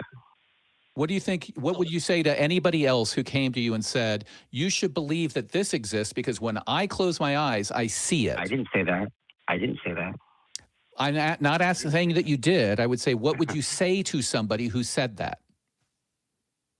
I would say that you should check yourself, because number one, you might be seeing things that are not there. And number two, you shouldn't ask anybody to believe things based on your experience. I agree with that, and you haven't asked us to do that, and I'm not accusing you of that. I just wanted to get to you where you were there. So you can put yourself in our shoes. Godless, I think, I don't want to speak for you, but when I hear I can see him when I close my eyes, that to me sort of raises red flags. What do you think, Godless? Yeah, I mean, it does definitely raise a bit of red flags, because I mean, I take it to mean that you are actively being fed a vision of him, as opposed to just remembering like some kind of dream or other state that you were in. Is that correct? That's correct. And I wouldn't say that I mean fed to him in the sense that I mean, yes, fed to him is fine, but I feel like I agreed to this before I was born. Right, but I guess it doesn't really matter. So fed it is fine. Fine. That okay, so that's fine. Now the thing that I was kind of wanting to harp on here is the whole idea of you being shown Satan and being shown something that's opposite to God, which is and correct me if I'm wrong on any of this. I'm trying to steel man your position on it. You were shown a vision of Satan, so that God could show you, this is the evil, this is the opposite of me. Am I on the right path so far? I think that's why I just know that I can see him. I don't answer anything I don't know, right? I just know that I can see him, and I get you. And seeing him, meaning that I just want to add one more thing to this about my experience about it. I can see him. I can ask him any question I want, right? And he will answer, right? It doesn't mean. Do you ask him vocally? This was the mind blowing part when I realized that I can ask him in my mind without talking at all, and he'll answer me the same way, and just on cue. Just. I think that should be mind blowing because that's very abnormal, isn't it? Mm-hmm. It is extremely abnormal. Can I propose a? Well, Joel, can I propose a hypothetical for you, and you tell me if this is Satan activity, like evil activity, or if it's holy good activity? Can we run this exercise real quick? Yeah, I'll try. Okay, all right. So let's say that you're a soldier in the U.S. Army or any army out there. Let's say you're a soldier and you're in a foreign country, and you go into a city and you utterly destroy it. You unalive everybody in the city, but amongst those inhabitants that you haven't unalived, you notice a beautiful woman. And so you decide that you're going to forcefully take that beautiful woman and you're going to bring her back home, and you're going to keep her in your house for a month. And at that point, you're then going to marry her, whether she wants you to or not. Now, would you consider that to be godly things? Like, is that something that God would command, or is that something that you think would be inspired by Satan? I would think that that's something that is probably written in the Bible in some way, and I think that if I were to do it in these days, that it would be from Satan. I want to key in on a phrase you just said. Did you just say, if I were to do it these days? Yeah, if I were to do it these days, like, the things. If you had done it 2,000 years ago, would it be morally okay? Well, no, that's a hard question. No, it's not. Right? But go ahead, pull that thread. Well, I think you're using the times that we're in now to judge other times. So morality is relative to the time you're in. The things that are some things that are bad now were okay just because 2,000 years ago. Well, things that are done now will be considered archaic 1,000 years from now, right? Some won't. So some won't. Some right? won't, and some will. We have already learned as a species. What kind of hold on, Joel. We've given you a lot of room. Let me go. So I think it's a fair question. It is a fair question because I'm going to propose an answer here. So let me get to it, right? So I agree with you that some of the things we do now will probably be viewed as immoral in the future. And I hope you agree with me that some things that were done 2,000 years ago or 5,000 years ago when we had the Old Testament were immoral then and immoral now, and we are considering them immoral now. There's multiple explanations for why that's true and multiple definitional things that explain that. And that's where the conversation is. So I'm not trying to shut you off. I'm just trying to get to that point. Either things are moral or immoral, and we as a species learn about morality as we grow up as human beings, and more things we recognize as bad or good. So our view gets more nuanced and subtle and advances. Or we're just creatures of fashion. Whatever is fashionably okay to murder, then it's okay to murder. And it is not just we think it's okay to murder. It is actually okay to murder if many people think that it's okay. I'm arguing that it's the former, that it was always wrong morally, no matter if people, it's kind of like saying everybody used to believe the earth was flat, therefore the earth was flat. That's not my argument. My argument is everybody used to think that the earth was flat. I'm going to mute you, Joel, if you won't let me finish this explanation. You've been a great caller. Just listen to me, okay? This is a great analogy that just sprung into my head. Everybody used to think the earth was flat. Does that mean that the earth was flat, or does that mean everybody was wrong? Everybody was wrong. Everybody used to think that slavery and raping women was okay. What, does that mean that it was okay, or does it mean that everybody was wrong? Do you get my point? I do. I get your point. Okay, so... Godless's question, you sort of caught onto it of, is that more Satan-like or is that more God-like? And you said, I bet that's something that was written in the Bible that if I did it nowadays would be wrong. Would you like to amend that? Would it have been wrong 2,000 years ago if you did it? No, I don't want to amend that. I hope so it would have been morally okay to take a prisoner of war and sexually assault her and force her into a marriage against her will. No, I don't think that that's okay. That's obviously the answer. That's only going to be. So that would have been immoral 2,000 years ago as well, correct? That would have been immoral 2,000 years ago. Yes. Okay, go ahead, John. Sorry. Well, yeah, I was just going to ask, because that is something that God commanded, Deuteronomy 21, 10 to 14. That's part of God's commandments, that is to guide them. And it's the same commandments that's affirmed by Jesus in Matthew 5, 17 to 19, for which there is a repetitive thing and in Luke as well. So it's done twice in the Gospels that reaffirms these Old Testament laws that are given by God to Moses as well as the other people in there. And so given that God is the one that issued these, that's the mark that God, playing back on to the beginning of our conversation, that's the mark that God has set.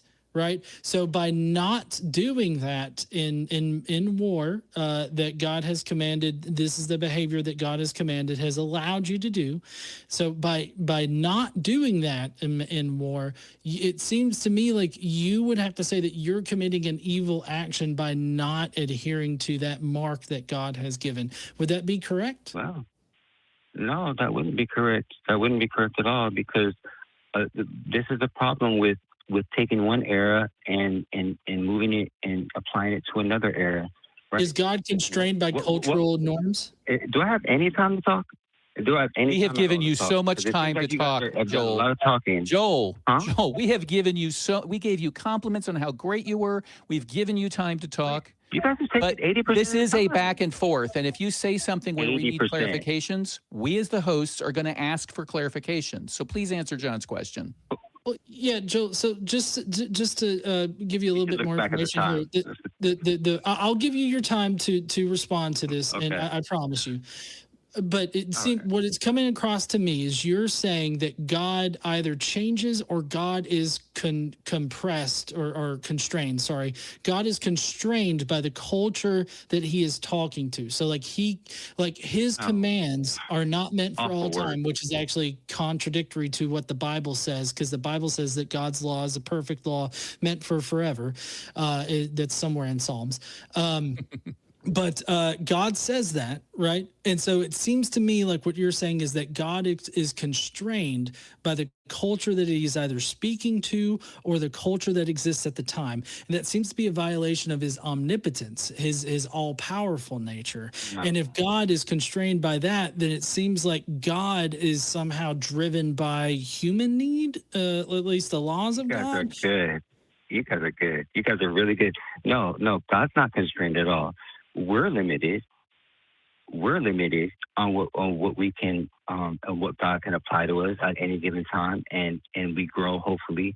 But I gotta say, going back to what you said, you guys give these two options, and I was saying or, and you kept going, and you said you threatened to Give us put the me on third mute. option. Well, in this example, right, we get worse. We don't get better. We don't learn Sure, over time. absolutely. We get worse. We might get That's the worse. third Are one, you? right?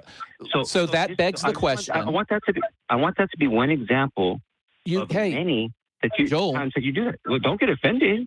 Joel, I'm not offended. I'm following up. I just agreed with you. You're right. We could get worse. We could move into the future, learn more about morality, learn more about suffering, and realize, you know what? It's great to rape people. It is morally okay. We could get worse, right? No, I'm supporting you. I am saying we could do that, right? As a people. Right. Okay. Right. So, do you agree that what we think at any given time is not directly related to some constant truth? Do you agree that what we think about the earth being round or flat does not affect whether or not the earth is round or flat? That's my question. I think that's true, yes. Okay. So what we think about morality today, you are arguing, and I would agree with you, it does not necessarily have any effect on as to whether or not something is actually good or bad, or whether or not there's even an actual objective good or bad at all in the universe, right? What we think about it is irrelevant, right? Yes, I would say that's true. I would, yeah. Then how can you know anything about the nature of God or Satan and goodness and evil? And how could any one person know? That's my question. Well, yeah. Okay. Well, I believe that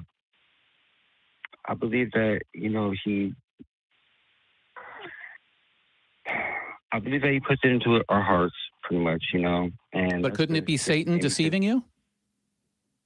It could be Satan deceiving you. Yeah, it could be. I think he attacks more the mind, But spending time with Jesus is like knowing him, right? So, God says to put him first, right? And pretty much that's it, that's it.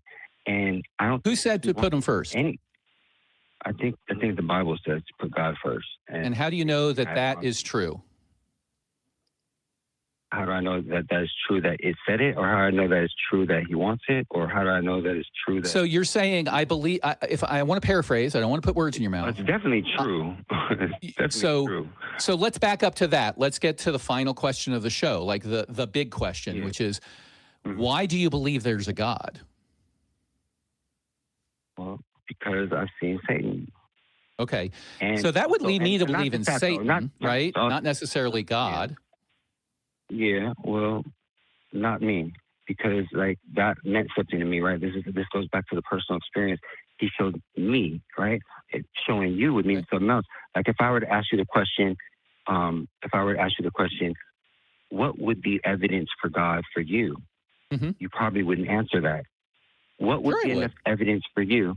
Sure, answer that, please. Tell the world, what would be evidence to you that there's a God?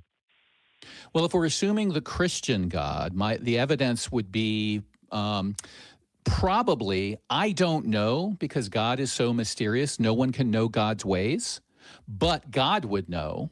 So he would give me that evidence, whatever that was. God would be powerful enough if he wanted to. The question to me, that sounds like avoiding. It's an honest answer. Are you going to say I'm lying? I really don't know. I don't know. Give me a scenario. Give me a scenario where you think I should take that evidence as proof of not only a God, but the Christian God of the Bible. That's not evidence for that. That's not evidence. I asked you a question. Could you please give me a scenario that you think I should accept as evidence that the God of the Bible is true? No, I couldn't, because you can't even give me a scenario. You're accusing me of lying. You're accusing me of lying. Wait a minute. I'm going to mute you and explain this, because you like reacting more than you like answering at this point. You're accusing me of lying when I honestly say, I don't know what would convince me that there's a God. I've thought about this a lot. I've thought about this for 30 years. I've had that conversation. What would convince you? Dozens, if not hundreds of times. And the honest answer is, I don't know. But I'm not the one claiming there's a God or there's not a God. Other people tell me things, and I am convinced or not convinced of their claims based on the evidence they present. To date, I haven't been convinced that there's a God. I haven't had any experiences that people who call in and say, I had this personal experience that's proof for me, but not for you. I haven't had one of those experiences. In my youth, I did try to pray to a God and genuinely give myself to God when I was in an Episcopalian school. That didn't work. So I really don't know what the evidence was, but I'm pretty sure that the God that most Christians believe in would believe that their God is powerful enough to convince me if they wanted to. And they're probably pretty sure that most Christians would believe that a genuine person who sincerely has tried to figure this all out and just hasn't been convinced is not doing anything wrong. Do you disagree with any of that? No. Okay. I don't know. John, have you had a similar trial and error test? You said you're a liar, though. That wasn't cool. I never said you lied. Rewind the tape. We'll move past it. Okay. I do know that if God does exist, he would be the one to know that, what would convince me. So, like, well, I don't know exactly what would convince me, other than, just empirical evidence that leaves no other reasonable explanation other than a supernatural wizard that really cares about, everything I do in my alone time. Right.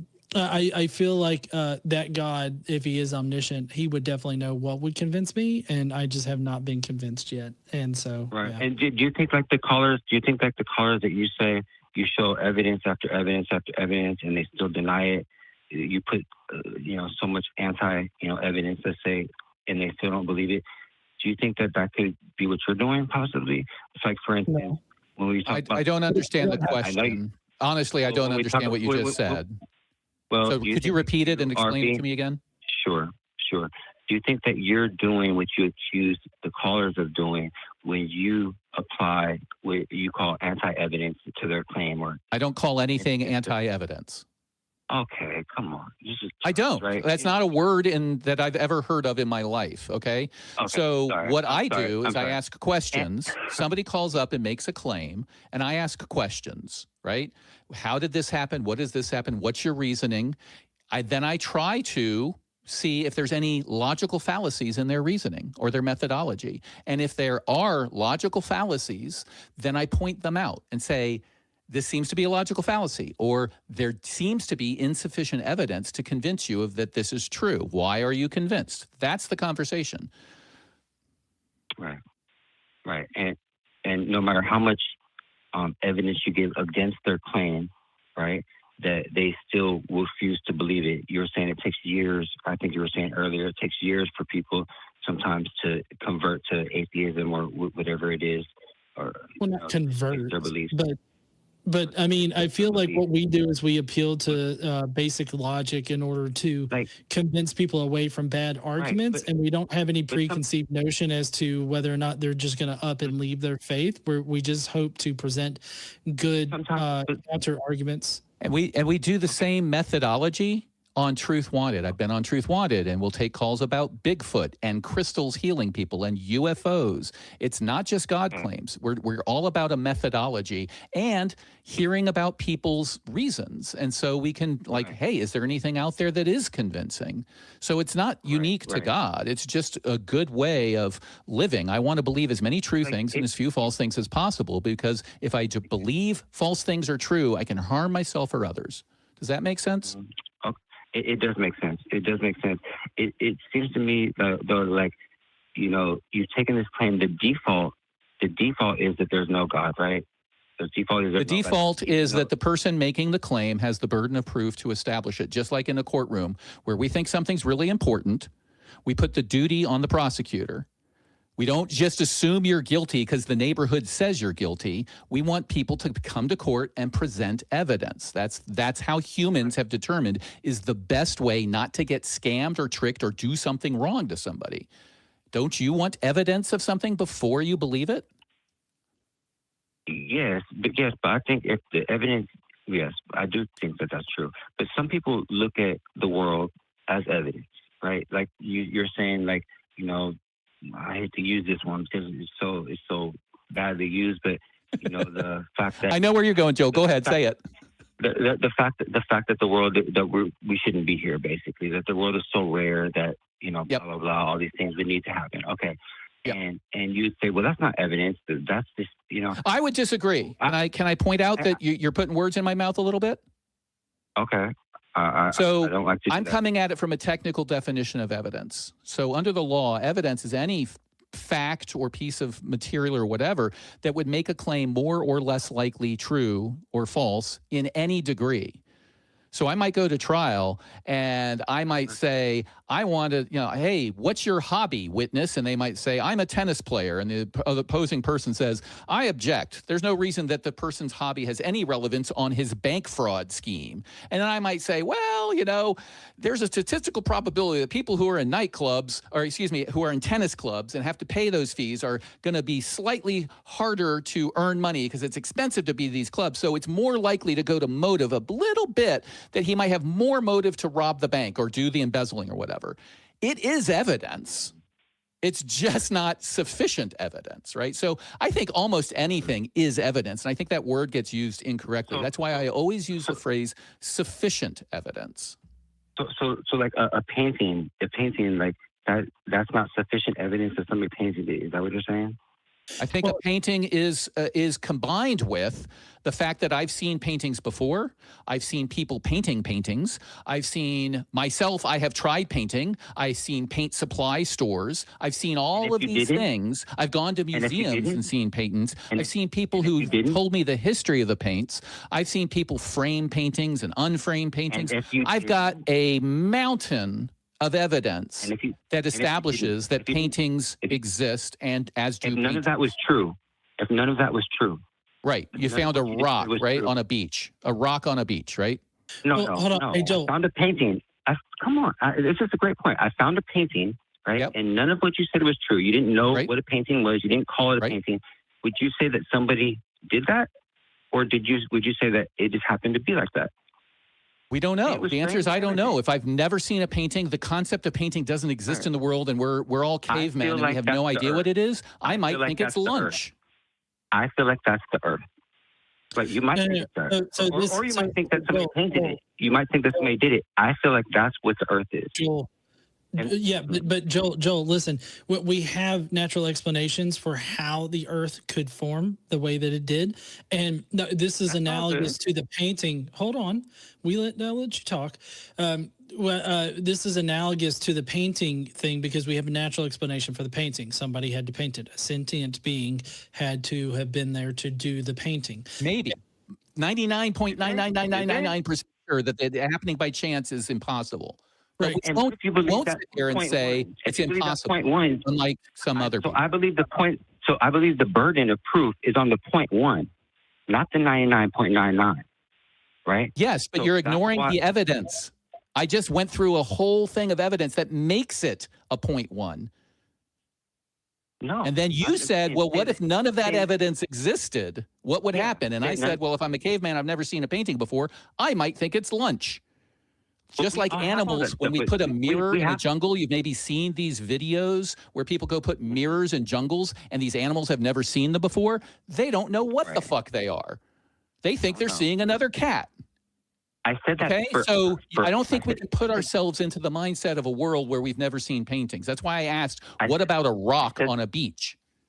I said that for effect, though, right? Because we do know that's why we said it's rare. because we do know about all these things, right? We do know that there's a frame, and the paint store and all this stuff. That's all the stuff that goes along with making it rare, right? That's why we call it a rarity, right? Because we know. I'm not sure what is rare in this common. Like paintings are very common. Well, I'm confused. Come on, you knew, but you knew what I was talking about. I'm comparing this to the Earth, right? That we're very, it's very. And to yes, got it. Okay. So to John's point,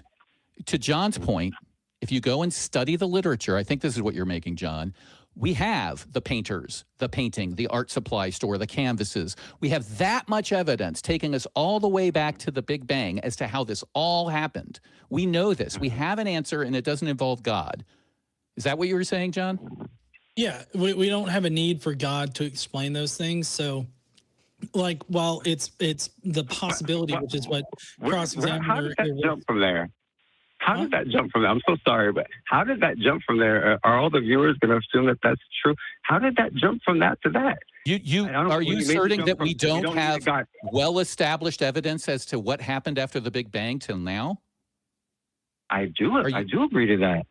Okay, so that's what I'm saying. That's the evidence we have. It's not just we don't just look at the Earth and go, oh, a miracle. Have no idea how this happened. We have tons of evidence as to how the Earth was formed. Right. So, Joel, what we've observed, what we've observed outside of our Earth, through astronomy and other sciences, is that giant gas clouds will collapse when they are hit by a shock wave from a collapsing star. And when these gas clouds, these huge gas clouds collapse, they eventually collect, and using static forces, the particles will clump together in localized areas, and those clumps will get bigger and bigger and bigger until gravity takes over, and then gravity takes over and still collects all these debris and dust. Now, once this giant gas cloud, this trillions and trillions of tons of particles eventually coalesce one into a star that forms due to large gravitational forces that causes fusion to happen, and that causes light and everything like that. The remaining dust particles around that star start to coalesce into planets, and planets are a certain amount of distance away from that star that are in what's called the Goldilocks zone, form, and they can form atmospheres. They can form in different kinds of ways that then progress into larger and larger planets that then can support life. And holding all this in, and I understand, and holding all this energy together is what? Gravity. No. Small and strong nuclear forces. That's not right. Electromagnetic forces. All of those things. You're Dr. Joel, please tell me what's the correct. Is it God? Is it the wizard? We'll first say that you don't know, right? Is that true? No, I do know. But so are you literally asking what is holding particles together inside of planets? Because that's what we're talking about. You understand dark energy? I understand dark energy, yes. Okay. Well, I mean, I understand it as in I know what it is, but I don't think anybody on the planet understands it to the point of similar understanding of how to make a bicycle. I think you're right. I think there's a lot that we don't understand, and it doesn't mean that there's a God. It doesn't mean that there's a God. That's not evidence directly that there's a God. But what I'm saying is, like, there's a lot that we're going to be figuring out, and I don't understand how that has anything to do with there being or not being a God. All the stuff that you did. You were the one who said, look at the Earth, dude. You gave the look at the trees argument. Joel. Like, come on, man. All right, Joel, wait a minute. You have been a lot of fun. Thank you. Thank you. You too. Appreciate I love you guys. You guys are great. Thank you for calling. We do have other callers to get to, but that's a good note to end on. It's not as funny as you think. Okay, all right. Call back again. Bye-bye. All right. Okay. Thank you. Oh, boy. I don't know what any of this has to do with God. I thought that was a pretty funny thing. Like, I don't know, that was pretty comedic. Oh my gosh. I never really understood the whole idea that God is necessary for physical processes to happen. Yeah. I don't know that that's what he's making. I think in asking what's holding that all together, he was speaking figuratively, and He was hinting at he was looking for an I don't know. Like I readily admit, I don't think anybody understands everything about dark matter. We still don't have a unified theory of physics as far as the four forces go. There's a lot we don't know, but that doesn't mean God exists. We used to think the Earth was flat. Now we know a bajillion times more. So it's really a God of the gaps argument. We don't know this, therefore God. Right. I think that's where he was going. I don't know. What were your thoughts? Well, I mean, I feel like that's incredibly. My camera has apparently decided to die real quick. It's okay. It's a permanent kind of eye roll. But I think that I'm trying to fix it. No problem. I think that where he was going to go with it was simply that God is necessary to hold things together and everything like that. And I'm not exactly sure why my camera has. Well, while you're fiddling with that, I'm going to jump on. We have a few more calls. We're near the end of time. I do want to get them on. They've been patiently waiting. So I'm going to jump to Will, no pronouns given, from Canada, wants to address the chat question for the week, which was God's evil, change our mind, sort of provocative prompt. Will, do I have you right? You want to talk about whether or not there is a God and whether or not that God is evil? Yeah. Okay. What's up with you? What do you believe? Why do you believe it? And what does that have to do with an evil God? Well, it's not like it's about all the things of God, right? But I would consider myself a Catholic heretic. And I came to God like in 2019, but it's kind of personal. I don't really like to talk about it. Okay. Well, you said you wanted to address the chat question, and the chat question was, God is evil, change our mind. So change our mind. Why? Which God are you talking about, and why is that God not evil? Which God that I'm talking about? Well, first I would say like the Trinitarian God, the Trinity. Okay. The one depicted in the Bible, specifically, possibly the Catholic version of the Bible? Generally speaking, yeah. that God? Yeah. God, Okay. God, Jesus Christ, God, Holy Spirit, God, Father. Yeah, Understood. Okay. Yeah. Why is that God not evil? I would say he is misunderstood. Okay. Yeah. Can I test that real quick? Okay. Okay. So there's a passage in Exodus where it stipulates that a father can sell their daughter into sexual slavery. And you seem to think that I'm just misunderstanding that. And I'm just wondering, can you clarify that one for me? It is said that it's a commandment directly from God? Yes.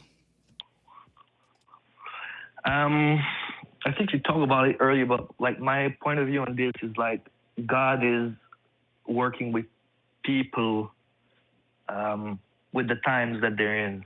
God's meeting people where they are. God is a political gradualist, right? What is a political gradualist? A political gradualist is somebody who realizes they can't get what needs to be done right away because they got to deal with people and make deals and sort of eventually, if we position ourselves and everything right, eventually we'll get this country or this state or this county to where it needs to be. But I can't come in and just dictate things, or otherwise the people will revolt. Is that what you're saying? Some kind of way, right? But like... So why did God say... no gay sex and you can't eat shrimp as just absolute laws? Shrimp was very popular. Why did he come in and say, can't do that, absolute no gradualism there? But when he says you can sell your daughter into sexual slavery, that was because he felt like he couldn't come in and say, don't sell people, don't sell your daughters. That would have been too much. Is that what you're saying? Right. It's about no gay sex and no eating shrimp.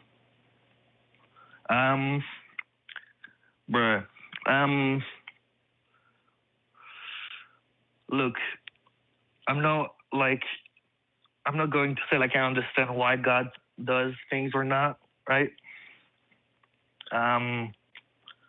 Well, Can I reframe it? Go ahead, John. Well, I was just going to say, maybe I can ask you this more direct question. If you were in a governorship, or let's say you're president, would you ever, maybe king, let's say king, because that one I think is a bit more analogous here. Let's say you're a king. Would you ever make a law that says that fathers can sell their daughters as a sexual slave to another man, or another man's son? Would you ever make an edict or a law that allows that in your kingdom? Would you do that? First, it would depend in which time period. It would depend on context. No, not time period. You right now. You yourself right now. You yourself right now. Or the economy or anything like that. Will. Wait a second. The economy. What does the fucking economy have to do with selling your daughter? John asked you right now, would you pass that law sitting here today? Boom. We've just given you the power. We've just given you the power to control all of the universe. Would you tell people on Earth it's okay to sell your daughters into sexual slavery? Maybe if I was in Abu Dhabi or something like that, but what? You're a bad person then. But right now in Quebec, no. Hold on. You're shifting. You're changing it, right? I'm saying you yourself right now, your person, not like anywhere. No, you would not. No. Okay, God does. Why are you better than your God? I don't think God's allows it now. No. He allowed it. Is God? You believe in the So God changed his mind? Yeah. Humans did with the help of God. God change his mind? No. This is okay. So he allowed it 2,000 years ago. Yeah. So he allows it now? With the people at the time, right? You're working with the people at the time. Right. This is the same. So he's a political gradualist. He could. Are you saying he's working with the people at the time? As in, if I came in and said slavery is wrong, okay, let's take the 10 Commandments, right? I think you and I can probably improve the 10 Commandments right now. 3 of the verses are, "I'm a jealous God, obey me, don't go to other gods," right? That's 3 of them. There's really only 4 that have rules of don't kill, don't murder, don't covet, don't rob, don't lie. Couldn't we take one of those 10 commandments that said, don't worship another God, or I am the Lord God, fear me type of God? Couldn't we take that one of those 3 and change it to, you shall not own people as property? Wouldn't that have been the best rule that would make the 10 commandments infinitely better? If from day one, the 10 commandments said, don't own slaves. But that's okay. I don't want. Would that have been better for humanity? Sure. Yes. But okay. I don't support slavery of any kind, right? I'm not saying you do. I'm just asking. I'm just pointing out what John is pointing out, which is your God in the Old Testament endorsed slavery, and in the New Testament says the old laws shall go unchanged. Not a jot or tittle of the law shall change until all things have been accomplished. So your Old Testament God said, not only is slavery okay, but if they're foreigners, you can own them for life. You can give them to your kids. You can have sex with them. That's what the Old Testament says. Yeah. And then you come to us and say, God's good. And that's where John has his question. Go ahead, John. Well, I was just going to say, and then you're telling us that God is this sort of, what did you call it there? Political gradualist. Political gradualist when it comes to selling your daughter into sexual slavery. But immediately he could be like, yo, guys, no butt sex, all right? Don't kill people. Don't steal. Don't covet. Well, not even don't covet.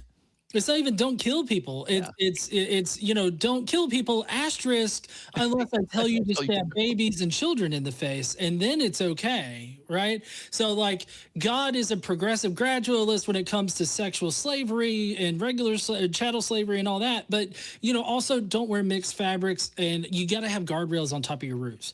Okay? And like that's just. And I'll go back to the covet.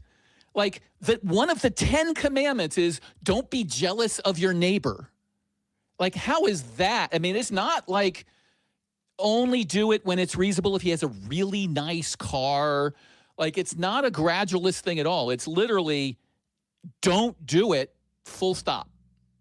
So he's not a political gradualist on don't be jealous, but somehow he couldn't muster up the willpower to say, you know what, earlier, don't own slaves.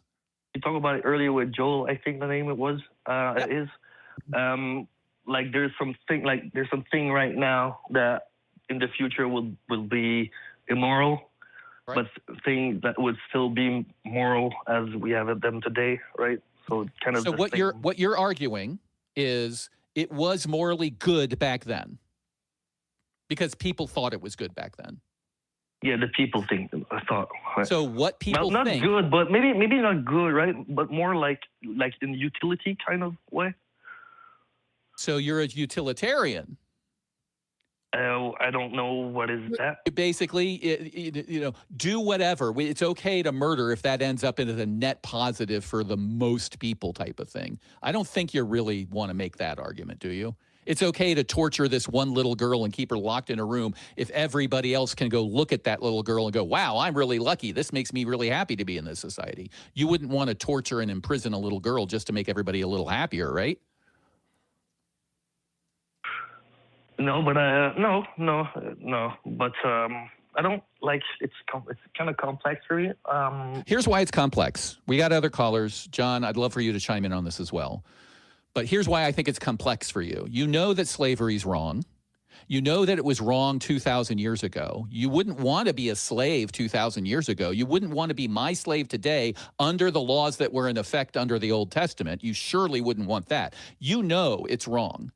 But you can't say it's wrong because saying it's wrong creates this cognitive dissonance in your head where you're like, I know it's wrong and it was always wrong, but this script that I'm reading from, this Bible thing, says that God said it was okay. How do I resolve those two things? And your brain is sort of doing these backflips to say, well, maybe there was some sort of consensus and God was a gradualist and he couldn't dictate this rule even though he dictated 600 other rules. That's what's going on. What are your thoughts, John? Okay. Well, yeah. So I don't really understand restricting God in the sense that is being restricted because it seems to violate the traditional view of God, like the Trinitarian view as well as the triomny view.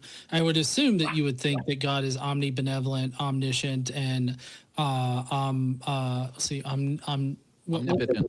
Omnipotent, yeah. So, I mean, if he is omnipotent, then he definitely has the power to make the small caveat of don't rape women, or don't own slaves. Like he can make those small caveats. And all throughout the Old Testament, and you'd have to agree with me on this, Will, that throughout the Old Testament, God has laid down his commandments, 613 of them. And God expects the Israelites to follow every single one of them. And when they don't, he perceives that as them rejecting him, and he has to punish them as some form of justice. And he does this several times throughout the Old Testament. It's like a running thing. You could plot it on a line. Like the Israelites, they fall away from God, and then God gets mad at them. He punishes them in one way or another, and then they come back in line with God for a little bit, and then they fall out again. It's like a fucking sine wave, right? Of all these troughs and everything like that, of them falling away from God. So God definitely expects them to follow on and do what he asked them to do, and when they don't, they are getting punished. So with him having that expectation, there's no reason for him to be like, I'm not going to put don't own slaves, don't institute sexual slavery, don't kill children ever. Like he could put those things in his top 10 of the commandments that he gives, but he didn't. He never issued those particular statements. Can I say something real quick? Sure, Will. Honestly, I made a mistake. I don't think I'm properly equipped to answer this question. Like God is evil, right?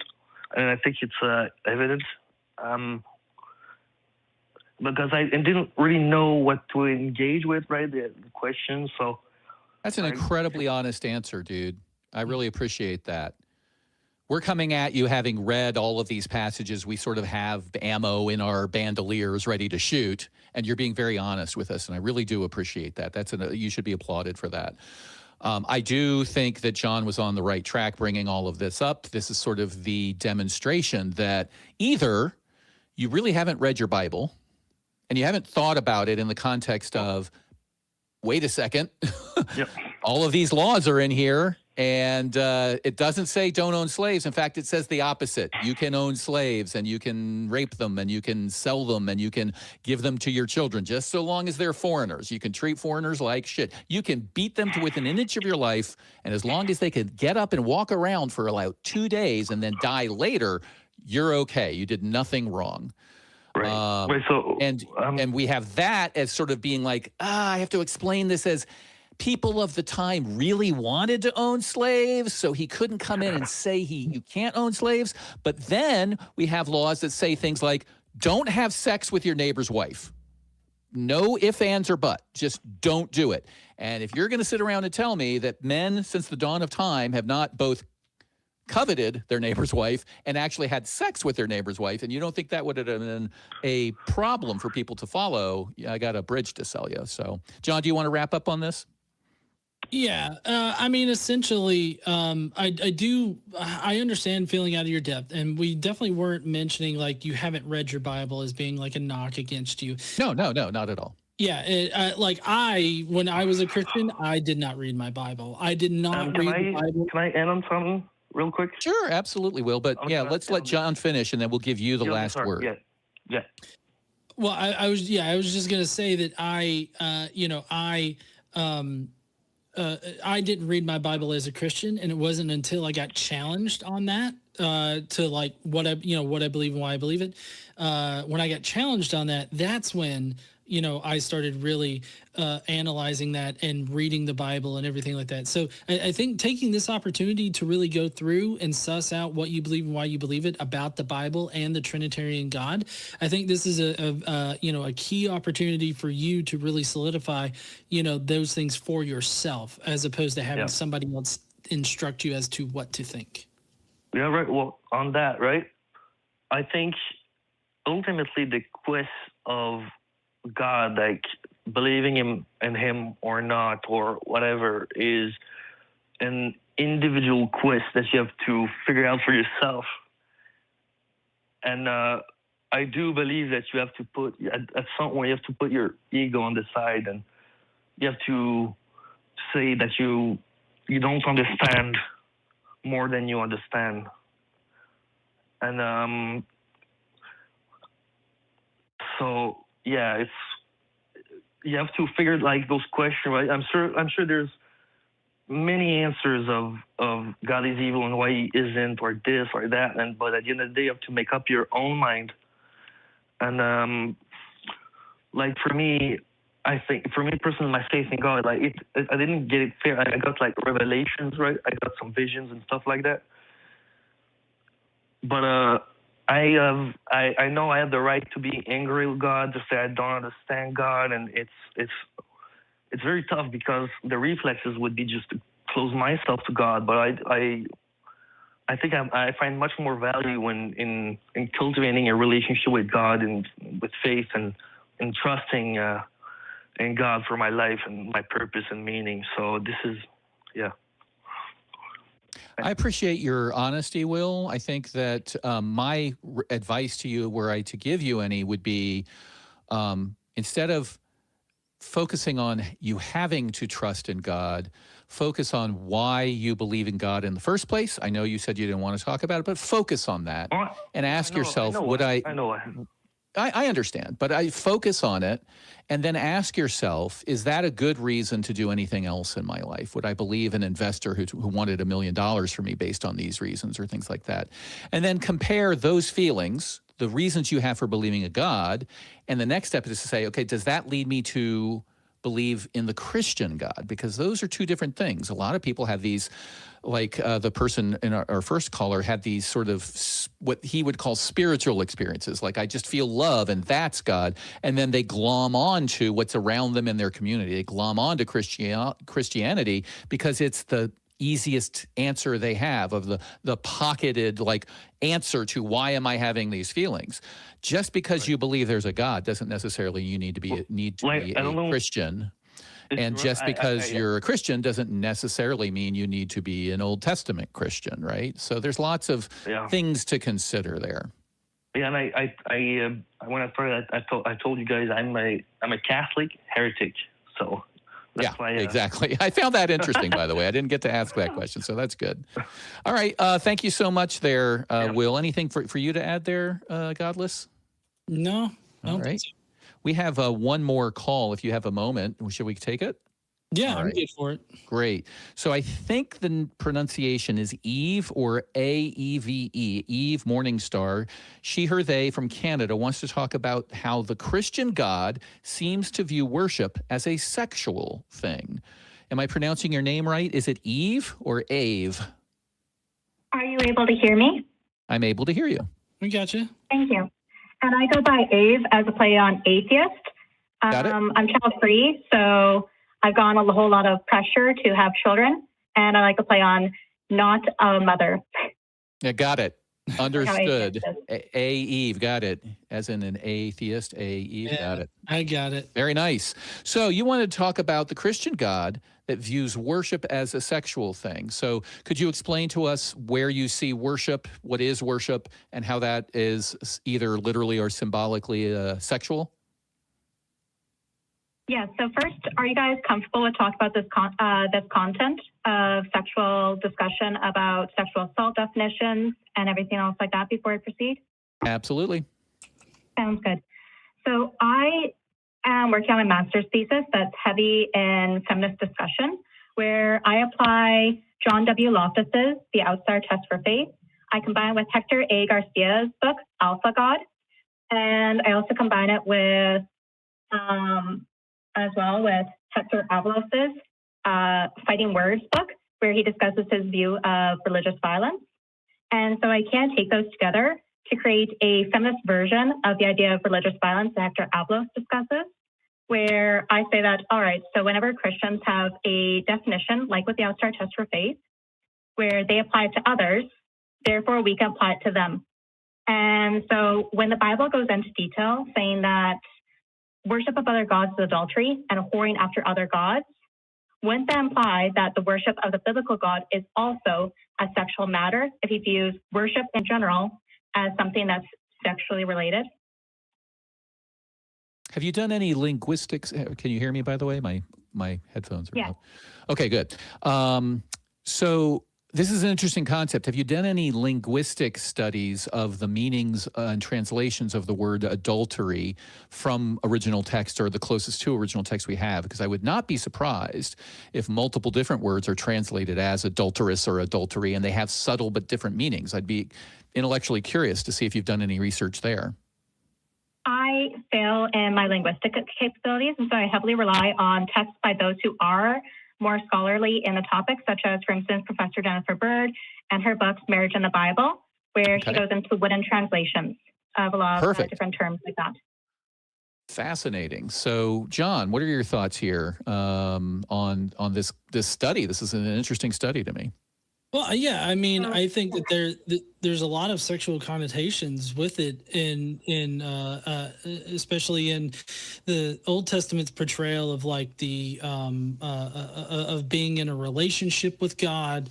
Sorry, I had a dark screen up, and it was but being in a relationship with God, like it being a marriage, and like, you know, Israel's in a marriage with God, and there's so many different analogies of portraying God as the groom, and Jesus as, or not Jesus, but Israel or the people, the followers as the bride and everything.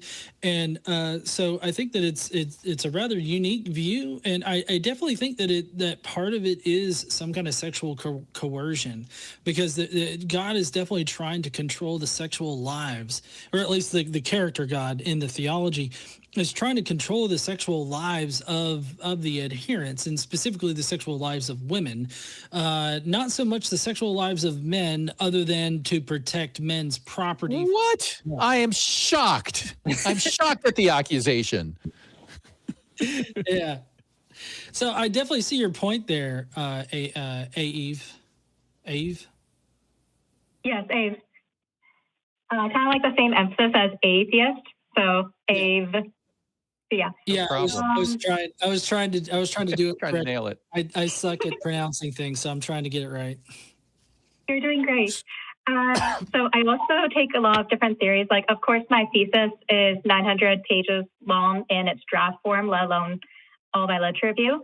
So this is more of a leading question of my initial one about the idea of that as such, especially because we have definitions of aggravated sexual assault and sexual assault in its different degrees. I'm from Canada. Would you mind if I read out our definitions of sexual assault, so that way any listeners would be familiar with the topic? Sure. I'd say the time that we have is probably limited, but we can probably just explain it to say the higher the degree, the more invasive and morally offending the behavior is. It can be everything from a low degree with an unwanted touching all the way to full-on sexual penetration with some sort of motive, getting all the way to the highest degree. So I accept the premise that we have, most cultures nowadays have degrees of various criminal offenses, including sexual assault. Is the specific wording relevant to your point? Just one, where Okay. I want to note that sexual assault does not have to include actual phallic penetration or anything. It can simply be sexual attention, or for instance, someone was stalking a person, for instance, the ever-present God of the Bible, who is apparently watching us all the time, including the two people in the Garden of Eden who were not aware to even be ashamed to cover themselves up. And so he was essentially being a voyeur at that point in time as well. But I wanted to know that aggravated sexual assault could simply be violence that has a sexual connotation to it as well, where it's, for instance, a stalker who commits violence against someone's reproductive or genital organs because of a desire to punish them sexually. And I would like to know that what if hell is both punishing atheists for unwanted sexual attention that we have declined from the biblical God, not to mention that the curse of Eve appears to be aggravated sexual assault as well too. For if women are cursed with childbirth, so what does that make all maternal mortality and morbidity statistics? So I find it interesting. I'm not sure what conclusions or purpose or utility the observation would have, other than just to point out some similarities. So I would encourage you, first of all, it would be more interesting, I think, if you expand it beyond the Canadian law and sort of look at all cultures that have been strongly influenced by Judeo. To this for our talk show and our time today. Yeah, perfect. Okay, so that's point one. Point two is, what is the end point of your publication? What do you want people to take away from it? And more importantly, what behaviors do you want to change based on this? What's the point? Is it, hey, the authors of these scriptures were heavily influenced by concepts of sexuality, or is there something more than that? My end premise is the idea that previously we had blasphemy and heresy laws, where those were laws that Christians applied to non-Christians who they viewed as an ethnicity, as the original Christians said that non-Christianity is an ethnicity, and viewed it as almost in a racialized manner by viewing non-Christians as racialized caste. What if, as per the Outsider Test for Faith, where religious views that are put onto non-religious members instead are put back onto them? What would it mean for our ethics and morality discussion of philosophy if we would say that, what if the biblical God is a rapist, like someone who is committing sexual assault of non-Christians or just people in general, such as, for instance, all women? And what does that mean for those who choose to politically and financially support that being when we already have cases such as, for instance, Jeffrey Epstein cases going on? So it's more of a philosophical consideration of currently in the world, we are still fighting heresy and blasphemy laws.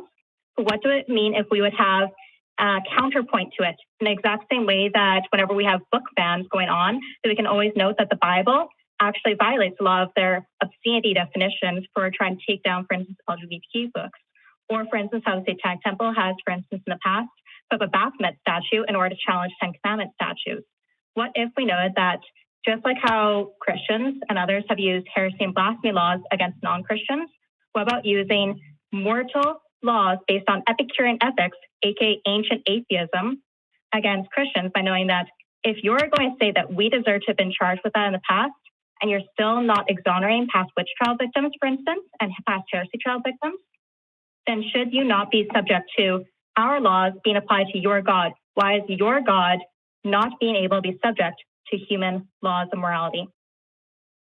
Well, there's a couple of quick answers from an Continuing on, attorney. Hedra. One is you don't have any place to address to serve God process. So you can't sue them and you can't arrest them. So from a practical standpoint, that's like the legal answer is Just take it to any church. yeah. I mean, that's a tongue-in-cheek answer, but it might be fun to include in your paper. There are cases where judges have dismissed lawsuits against God on civil procedure grounds. Just, when you sue somebody, you file a complaint with the court, and then you have to serve the papers on God. And if you can't, you have to go to the judge and say, here's why I couldn't serve. And judges have just dismissed the case because, instead of saying there is no such thing as God, they're basically like, hey, I'll let you sue God if you want, but you have to serve him papers. And if you can't, then the case dismissed. And I kind of have that as a tongue-in-cheek response, but I also have it as a sort of, it would be interesting to add those cases to your paper as sort of a counterpoint. The other one, before I give it over to John, is I think intellectually it makes a good point, right? I think that intellectually saying, to this day, we have anti-blasphemy laws where we get calls occasionally from people in countries where if their family or their government knew they were calling us and saying they were atheists, they're risking their lives. We have journalists being executed in places like Singapore because they write about, it's not great to be a Muslim or something like that. We have a lot of those laws. I'm not sure how convincing the argument would be to say, well, those laws are designed to protect a God. What you're saying is those laws are designed to attack non-believers. And I'd agree with that generally with some exceptions. And then you're saying, wouldn't it turnabout be fair play if we attacked believers with man-made laws, specifically those having to do with sexual assault, and accuse God of being a sexual assault perpetrator, if I'm understanding you? I'm not sure that would move the needle on anybody's scale anywhere. I'm not sure. Do I have your argument right? Am I summing you up probably too tightly, but is that generally sort of the idea of what you're saying? I actually go over a bunch of different things. I have two parts to my thesis. One is on feminist theory, and the other one is more on religious violence, where I take up the topic of Christofascism. So it's all laws being applied. But specifically, I was especially inspired by Godless Engineer's post today, advertising for this show, where he noted his meme about atheists. So why didn't you just fabricate a body for yourself like you did for Adam? Dude, I just really like raping little girls and forcing them to give birth. So I wanted to focus on that topic because it is half of my thesis, because I do have a focus on feminist theory. However, I would note that as per the Outsider Test for Faith, as Christians in the past have brought non-believers into court by saying that they represented God, that we wouldn't have to bring God into court. We would simply have to bring the exact same group of people who previously claimed that they could represent God fully in court on their own. Yeah, you won't get any sort of agency documents signed. What are your thoughts, John? Well, I was going to ask, are you, sorry, I was trying to follow along. Are you in agreement with my post, or do you think I went too far in my post? I became atheist in the pews, hiding in the pews, 11 years old, from being sexually assaulted at Christian summer camp. I am in full agreement with your post. Okay. No, yeah, because I get pushback sometimes from atheists on that. I'm so sorry you had that experience, by the way. I agree. And I'm kind of curious in your dissertation there, what kind of do you discuss like Mary being raped at all, like in that, Yes, I do. how that? Okay, yeah, because it's so strange, and I don't know if you've found this. Like, I don't know if you talk to many theists out there, Christians specifically, but they always seem rather surprised whenever you point out the fact that Mary was raped by God in that situation. I got so much pushback at university. Really? I'll push back too. John and I have had this conversation, but I'm coming at it from a lawyer's point of view. And if you use the word rape, it's got this sort of, you talked about the tears, right? And typically it has to do with, sexual organs interacting against the will. I totally agree that she was assaulted, i.e. battered, technically, if you go with traditional law. But I disagree that she was raped. I'm not sure I agree that she was sexually assaulted, but I agree that something happened to her against the will that we would criminalize today. So the way that I would... Can I ask you a question? I'm going to let you ask the question because I know what John's question I think is going to be, but let's see if they're the same question. Go ahead. Are you aware of Professor Richard Carrier's books that have detailed how earliest Christianity viewed God essentially as an alien, for heaven and hell were said to exist somewhere between the earth and the moon, as it was believed that the heavens were part of the atmosphere, the firmament. And therefore, why must we think about God in the same limited sense that modern day Christians do, rather than in historic ways that Christians did, such as, for instance, simply referring to God as an alien, and therefore might have different concepts of sexual behavior than we do. And at the end of the day, even if there is no sexual contact, is not sexual harassment, does it not also include in multiple definitions and cases that have been processed in our courts as well too, simply unwanted sexual attention, even if that does not come out to actual phallic or vaginal, phallic penetration of vaginal cavities or reproductive organs in general. I think where you lose people, and John, I'd like you to give your side, because John's got a very good take on this that I just happened not to have bought into at this point. And I'm not saying it's because I disagree with it. I'm just not convinced yet. But I think the hiccup is always this concept of sexual. And my objection is from a legal standpoint and from a practical standpoint. I don't think this sells. I don't think people hear this and go, oh, you've got a point. I think they hear it and they recoil from it and go, there was no rape. There was no physical God. He magicked a baby into her. And that, under the law, might be battery, right? It could be pretty high degree of battery, but it's not a sexual assault because there was no sexual desire. Now, you're coming along and saying, well, what if he was an alien or thought of sex differently and all that stuff?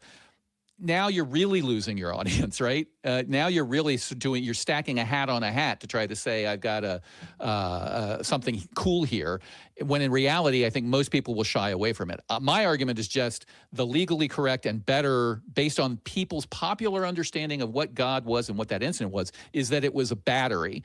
But that's a very, maybe a distinction without a difference. I don't know. What are your thoughts, John?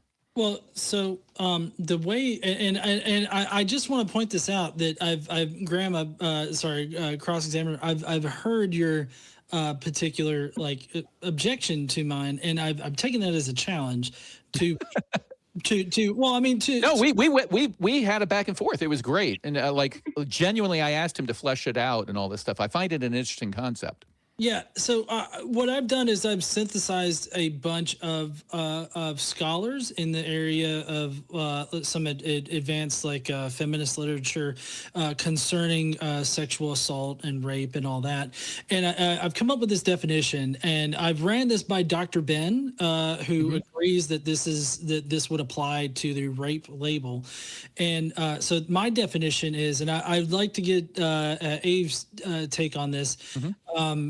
the imposition of sexual access to another's body in a way that nullifies that person's authority over their own embodied domain, transforming them from a self-governing subject into a sexual object within someone else's control. Now, this sort of refocuses it to the harm that rape does as opposed to the mechanism of rape, because I don't think that the mechanism is necessarily important.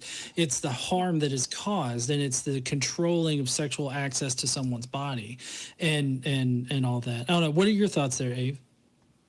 I completely agree. I find that, as with a lot of feminist theory, that a lot of people have a misinterpretation of what sexual assault actually entails, and that includes more of a loss of autonomy, loss of power, than it does simply the mechanism.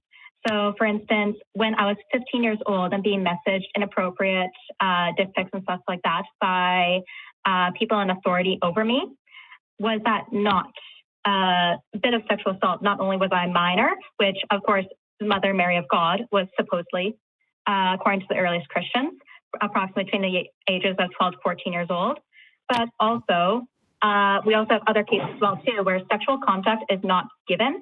For instance, there's cases of artificial insemination where doctors use their place of authority to artificially inseminate with their own semen, even if they do not actually have phallic penetration. I think it's more that a lot of that is your best argument right there. Yeah. I think that it does not have to be about the mechanism, because a lot of our laws and our feminist discourse has not been about simply that has to include actual penetration. That's why I was reading out the aggravated sexual assault definition, which does not include it. Correct. And you're going to find different degrees, but the commonality that people will impose upon that is this concept of carnality, of desire, of sexual interest, and then some sort of overt act, right? That's typically. Now, you can have some fourth-degree sexual assault where you don't have to prove some sort of sexual intent, possibly, and those are usually prescribed out like, hey, you're a teacher in a school, and they're in your care, and then you touch this thing. You might not have to prove intent there, like this carnality concept, but it is often part of, especially the more advanced ones, and certainly anything that the average person would call rape. When you go look at the law, at least in Maryland, that's where I practice, you're going to have these concepts of intent, sexual desire, carnality. They use all sorts of different words to differentiate it from I cut you open and put a fertilized egg in you and I closed you back up. That's aggravated assault, but there was nothing sexual about it in the legal sense. Now, it had to do with like your gender maybe, so it might be sexual in the biological sense. But in the legal sense, that was just like, I cut you open, I put a Lego in your uterus versus I cut you open, I put a fertilized egg in your uterus. Those are both just aggravated assault, you know. And again, this is me coming at it from a lawyer. Yeah, that's half of my objection, but the other half is I don't think it wins you any arguments to say rape. I think assault or battery and things is a softer, more convincing argument that doesn't shut down brains immediately. But I agree that it's an interesting statement. Go ahead, John. Sorry. Well, I mean, I guess I was going to say that I think that it is a difference in what we're classifying as sexual, because yeah.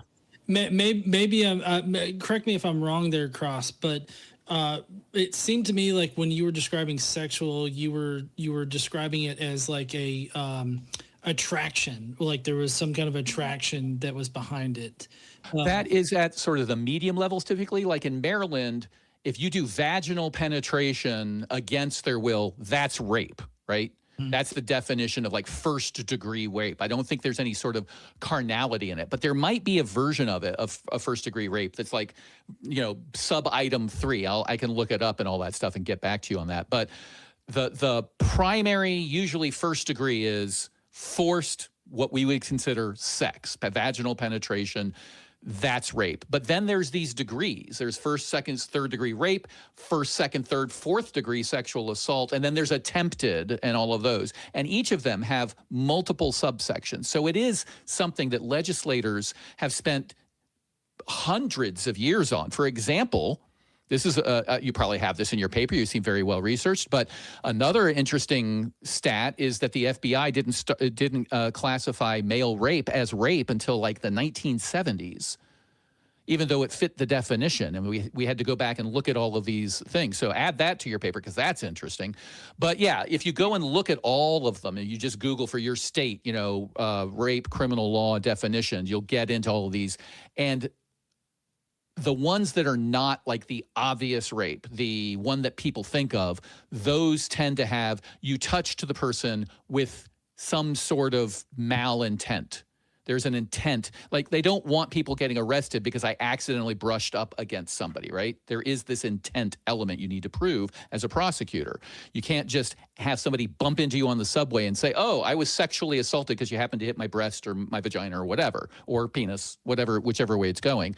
So there are these intents, and those intents tend to have this concept. Like, how do you define intent? Like, if I just intended to touch you there, but I didn't do it for some sort of sexual gratification or carnal reasoning, my legislature might classify that as aggravated assault, but not sexual. Whereas if I can prove that it was done for these reasonings out of sexual gratification reasonings, now all of a sudden it's sexual assault. Other jurisdictions might draw the line elsewhere. So I think that's an interesting study, is comparative sexual assault laws across jurisdictions in Judeo-Christian influenced countries. And so may I bring you back to my original question? Is it possible that due to the heavy focus on the biblical God wanting humans to love him above all else and calling the worship of other gods adultery and a whoring, and viewing it as that, even making threats of sexual violence, quite frankly speaking, saying he would lift up the skirts of Israel and other threats that, quite frankly, seem like marital rape? Is there not a case to be made that the biblical God has shown intent? I don't think so, because I don't believe there's a God. Now, if we get past that, I think the God character, well, it depends. The answer I would give has layers that are related to, like, I don't believe a God. Do I agree that the people who wrote those passages had sex on their mind? 100%. That's how they dealt with the world. I think if you study history, it's all about property and sex. That's really all it's about. So that's the analogies they had. Now, you then have to go further and say, people take this to believe it is sexual in the same way that we classify sex as a crime in certain situations in our law. And I think that's a bit of a leap. I think a lot of people will say that's symbolic. It wasn't meant to be literal. We hear that all the time on the show. You'd have a lot of work to do to convince somebody that because there's all this symbology in the Bible about worshiping another God is like you're cheating on me, to then turn around and say, therefore, I should apply modern sexual assault laws to you, a believer. You know, I'm wondering if there's, because you know, hearing it described that way, their cross, it really reminds me of the power dynamics contained within pedophilic, situations, because, like, you know, because, you know, bigots all the time want to try to portray pedophilia as sometimes homosexual in nature. Right. And that's not at all what it is, because the main thing about like a mind of a pedophile is the imposition of control and power over another individual. It's less about like the sexual attraction that they have to any specific like sex or gender. It's more about the power that they can exert over an individual and everything. And I'm wondering if there's some kind of like, you know, connection there, which I don't know if you've considered that at all there, Ave, at all, but I have. I mean, that was part of why I made a comment earlier. Sorry about interrupting there. I have. No, that's part of why I made a comment earlier about how Adam and Eve were not even aware to be ashamed. This seems like if you have to eat a medication, we'll say pharmacopoeia, like witchcraft, where if you take a certain herbal or fruit medicine that gives you a specific power, which is what the fruit of the tree of knowledge, the fruit of the tree of good of knowledge of good and evil appears to be in the Garden of Eden, where they have to consume this in order to even be aware that they're walking around naked in order to be ashamed of themselves. They obviously have a mentality far below the biblical God, even simply to gain knowledge that the biblical God has. But that's not even just the mental differences. There's also the difference of age gap. How in the world can humans who reach max 100 years, or if you believe the Bible, 900 years, how can we ever approach a God who supposedly, according to the Bible, is here somewhere between 6,000 years old to possibly billions of years old, if you believe that he's existed since the Big Bang? How can you ever approach that level of mentality of difference, especially when one is omniscient and one is limited to a mortal life that does not have any capacity to have omniscience? Yeah, no, There's a huge power differential. yeah, I definitely think that that's a concerning connection there between the two, and I think that you're right on the money as far as all that goes. Of course, I know that Cross here is going to disagree with the both of us on God's grapey nature towards Mary, but yeah, I mean, I think that there's a lot of connections, in the Bible between the sexual nature that God is portrayed in and his relationship with human beings in general. So I think you got a good paper, a good idea there, and I'm not surprised that you're getting pushback from university, people whenever you question the long-standing ideas like that. You're always going to get pushback. I hope that that you stay strong in that, and you push forward with it, and don't let them intimidate you into silence, because I know that can happen sometimes. But yeah, I think that you're on a good track there. Thank you. I agree. I think that despite my objections, the research you've done, your knowledge is obviously very impressive, and I would continue to pull that thread and see where it takes you. I am a where the rubber hits the road type of guy. That doesn't mean I don't like academic papers. I read them all the time, but I always want the paper to say, therefore, society should do X. And if that X is, there's this language in the Bible about sexuality, a whole bunch of studies about sexuality, therefore we should prosecute Christians for sexual assault. If that's the therefore, I think you're not going to convince anybody, because I wouldn't vote for convicting Christians of sexual assault because they were Christian.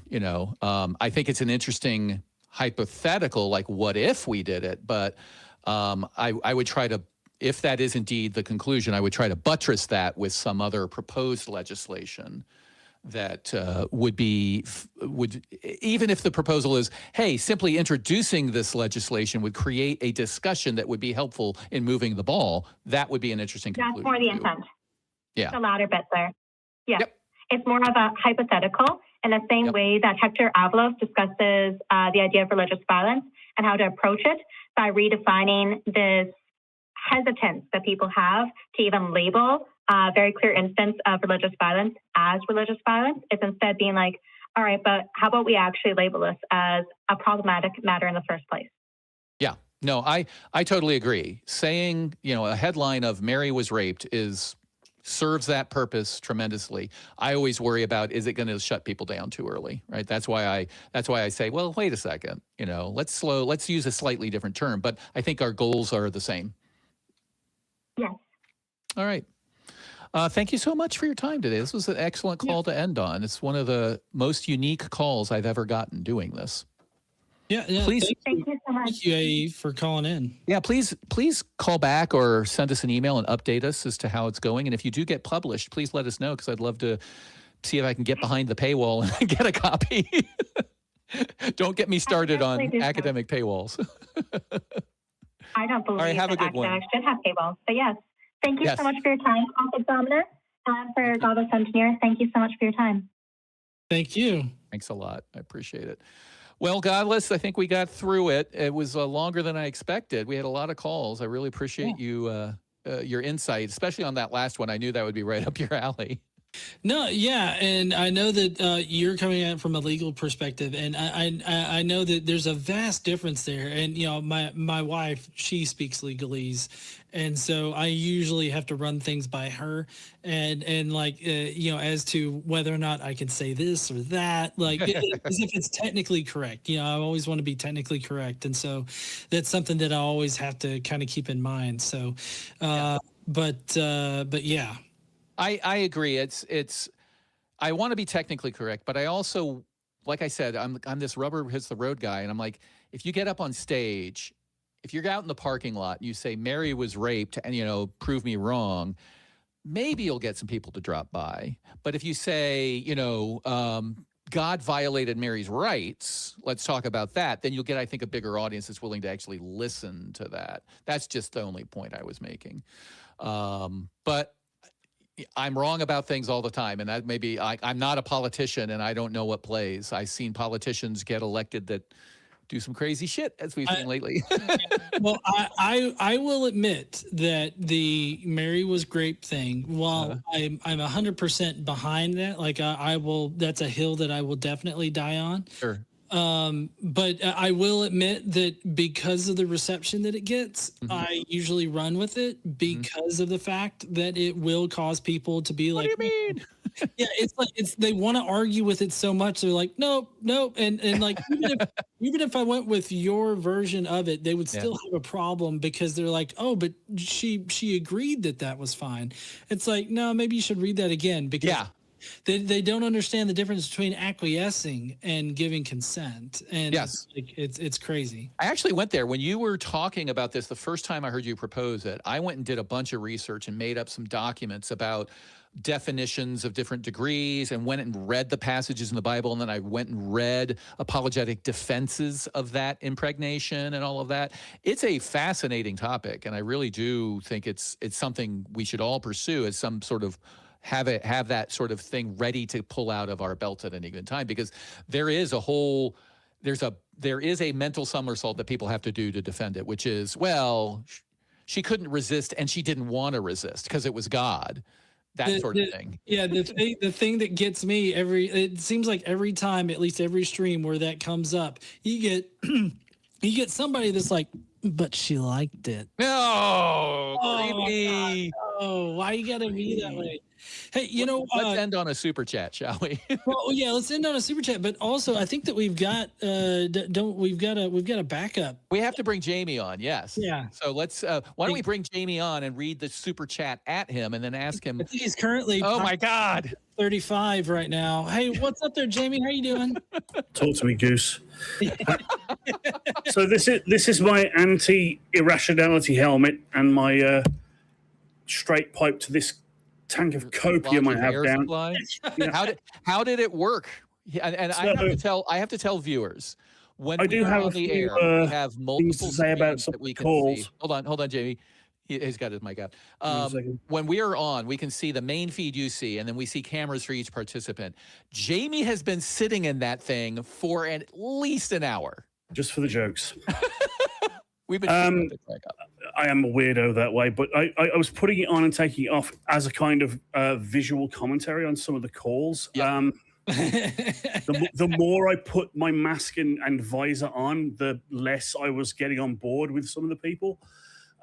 Your first caller, the vibes man, just the vibes and vibes and vibes. I'm like, cool for you, cool story, bro. But if you can't provide any kind of evidence of any kind, it's not going to be very convincing to anybody, let alone us who are skeptics.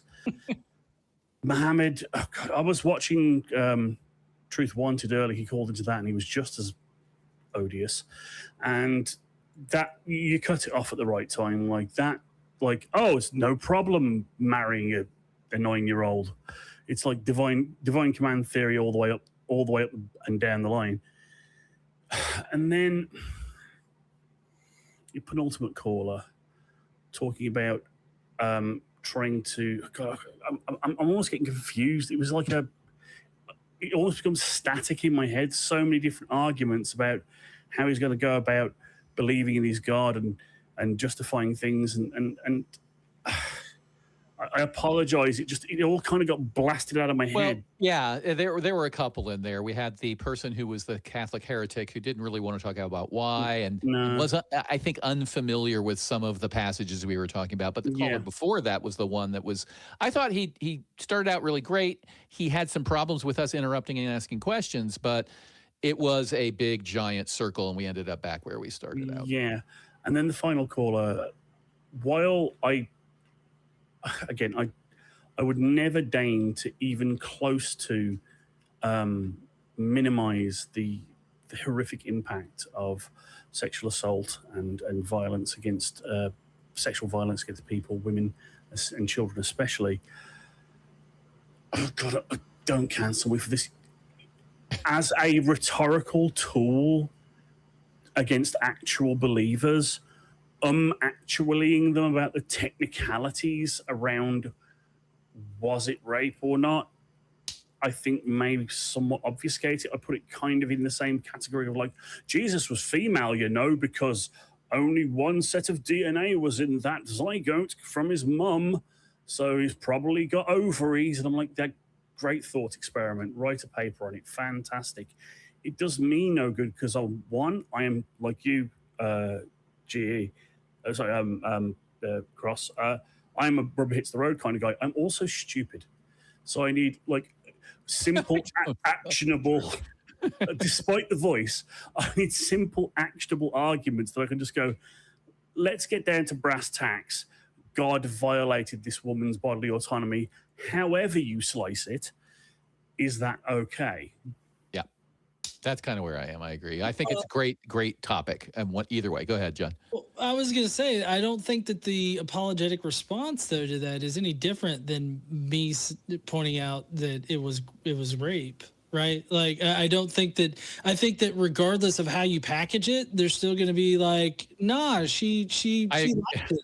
I totally agree. And there's two approaches here. There's I don't mean this in a negative way, but there's the clickbaity title value of it, of me putting up the table that says God raped Mary, changed my mind.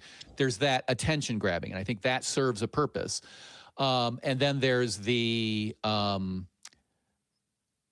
efficiency argument of if I don't use the word rape and I say battered or assaulted against her will, I save myself 3, 4, 5 minutes of arguing about vaginal penetration with a penis, right?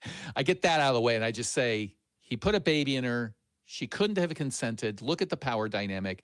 That's battery, right? And I sort of get to the point of he's doing this without her consent. That to me is the crime, the ultimate crime. We can get to the super chat here in a second. I don't mean to get off too much into the weeds on this, but I think that you're going to encounter the same kind of definitional argument or tug of war with battery, because they're not going to appreciate the idea of God engaging in battery with Mary in general. Like they're going to have a problem with any way that you package it when it's some kind of negative action towards Mary. Yes, I agree. I'm just able to pull out the law and say, cause himself or something to touch her without her consent. Right. That's battery. And like I can say definitionally what he did is battery. And then they have to go to where they really want to go the whole time, which is she wanted to. He can do it. All of those arguments, which is really where they end up anyway. Right. Well, I mean, that's what in our conversation specifically is what made me generate that definition that I can just pull out and be like, aha, see, this is the definition. And like that's the one that we're working off of here. And so then we can move past it kind of quick. So yeah. It's great. It's great because and if you have like a poster of it where you can just say, here are the elements, A, B, and C. Did he do A? Yep. Did he do B? Yep. Did he do C? Yep. So he meets our definition of something we deem as a society as criminal. Why is he a good guy? And then you get to the backflips. well, because I'm so dense that light bends round me, my biggest fear is that I don't want to get into the weeds on something technical for fear of accidentally stumbling into a Martin Bailey argument. That's my big thing. Like, oh, I can't defend this. I've got to go broad now. And that's just me. Anyway, super chat. Yep. Yeah. All right, super chat. We had one super chat, and it was from Anne Christine, the Donut Fiend. Thank you. I want to say that again. And Christine, the Donut Fiend, I want to join you in your Fiend of the Donut organization, gave us $5 and said, divine command theory is always used to justify sociopathic behaviors. Yep. I cannot come up with a better summation of it. Yeah. I can't think of an argument where somebody has said divine command theory is the answer, and it wasn't in defense of something that was horrific. Yeah. Also, Anne, I am still the slow boy donut. Rock on donut power. On that note, we should say goodbye. Thank you. Come back next Sunday and see all our shows again. Bye-bye. Yep. Bye, y'all. Thanks, everybody. What will it take for you to start opening your eyes, to start questioning the bullshit everyone around you buys? You think it's any of your business what goes on between my thighs? I wonder when we'll be rid of your eyes.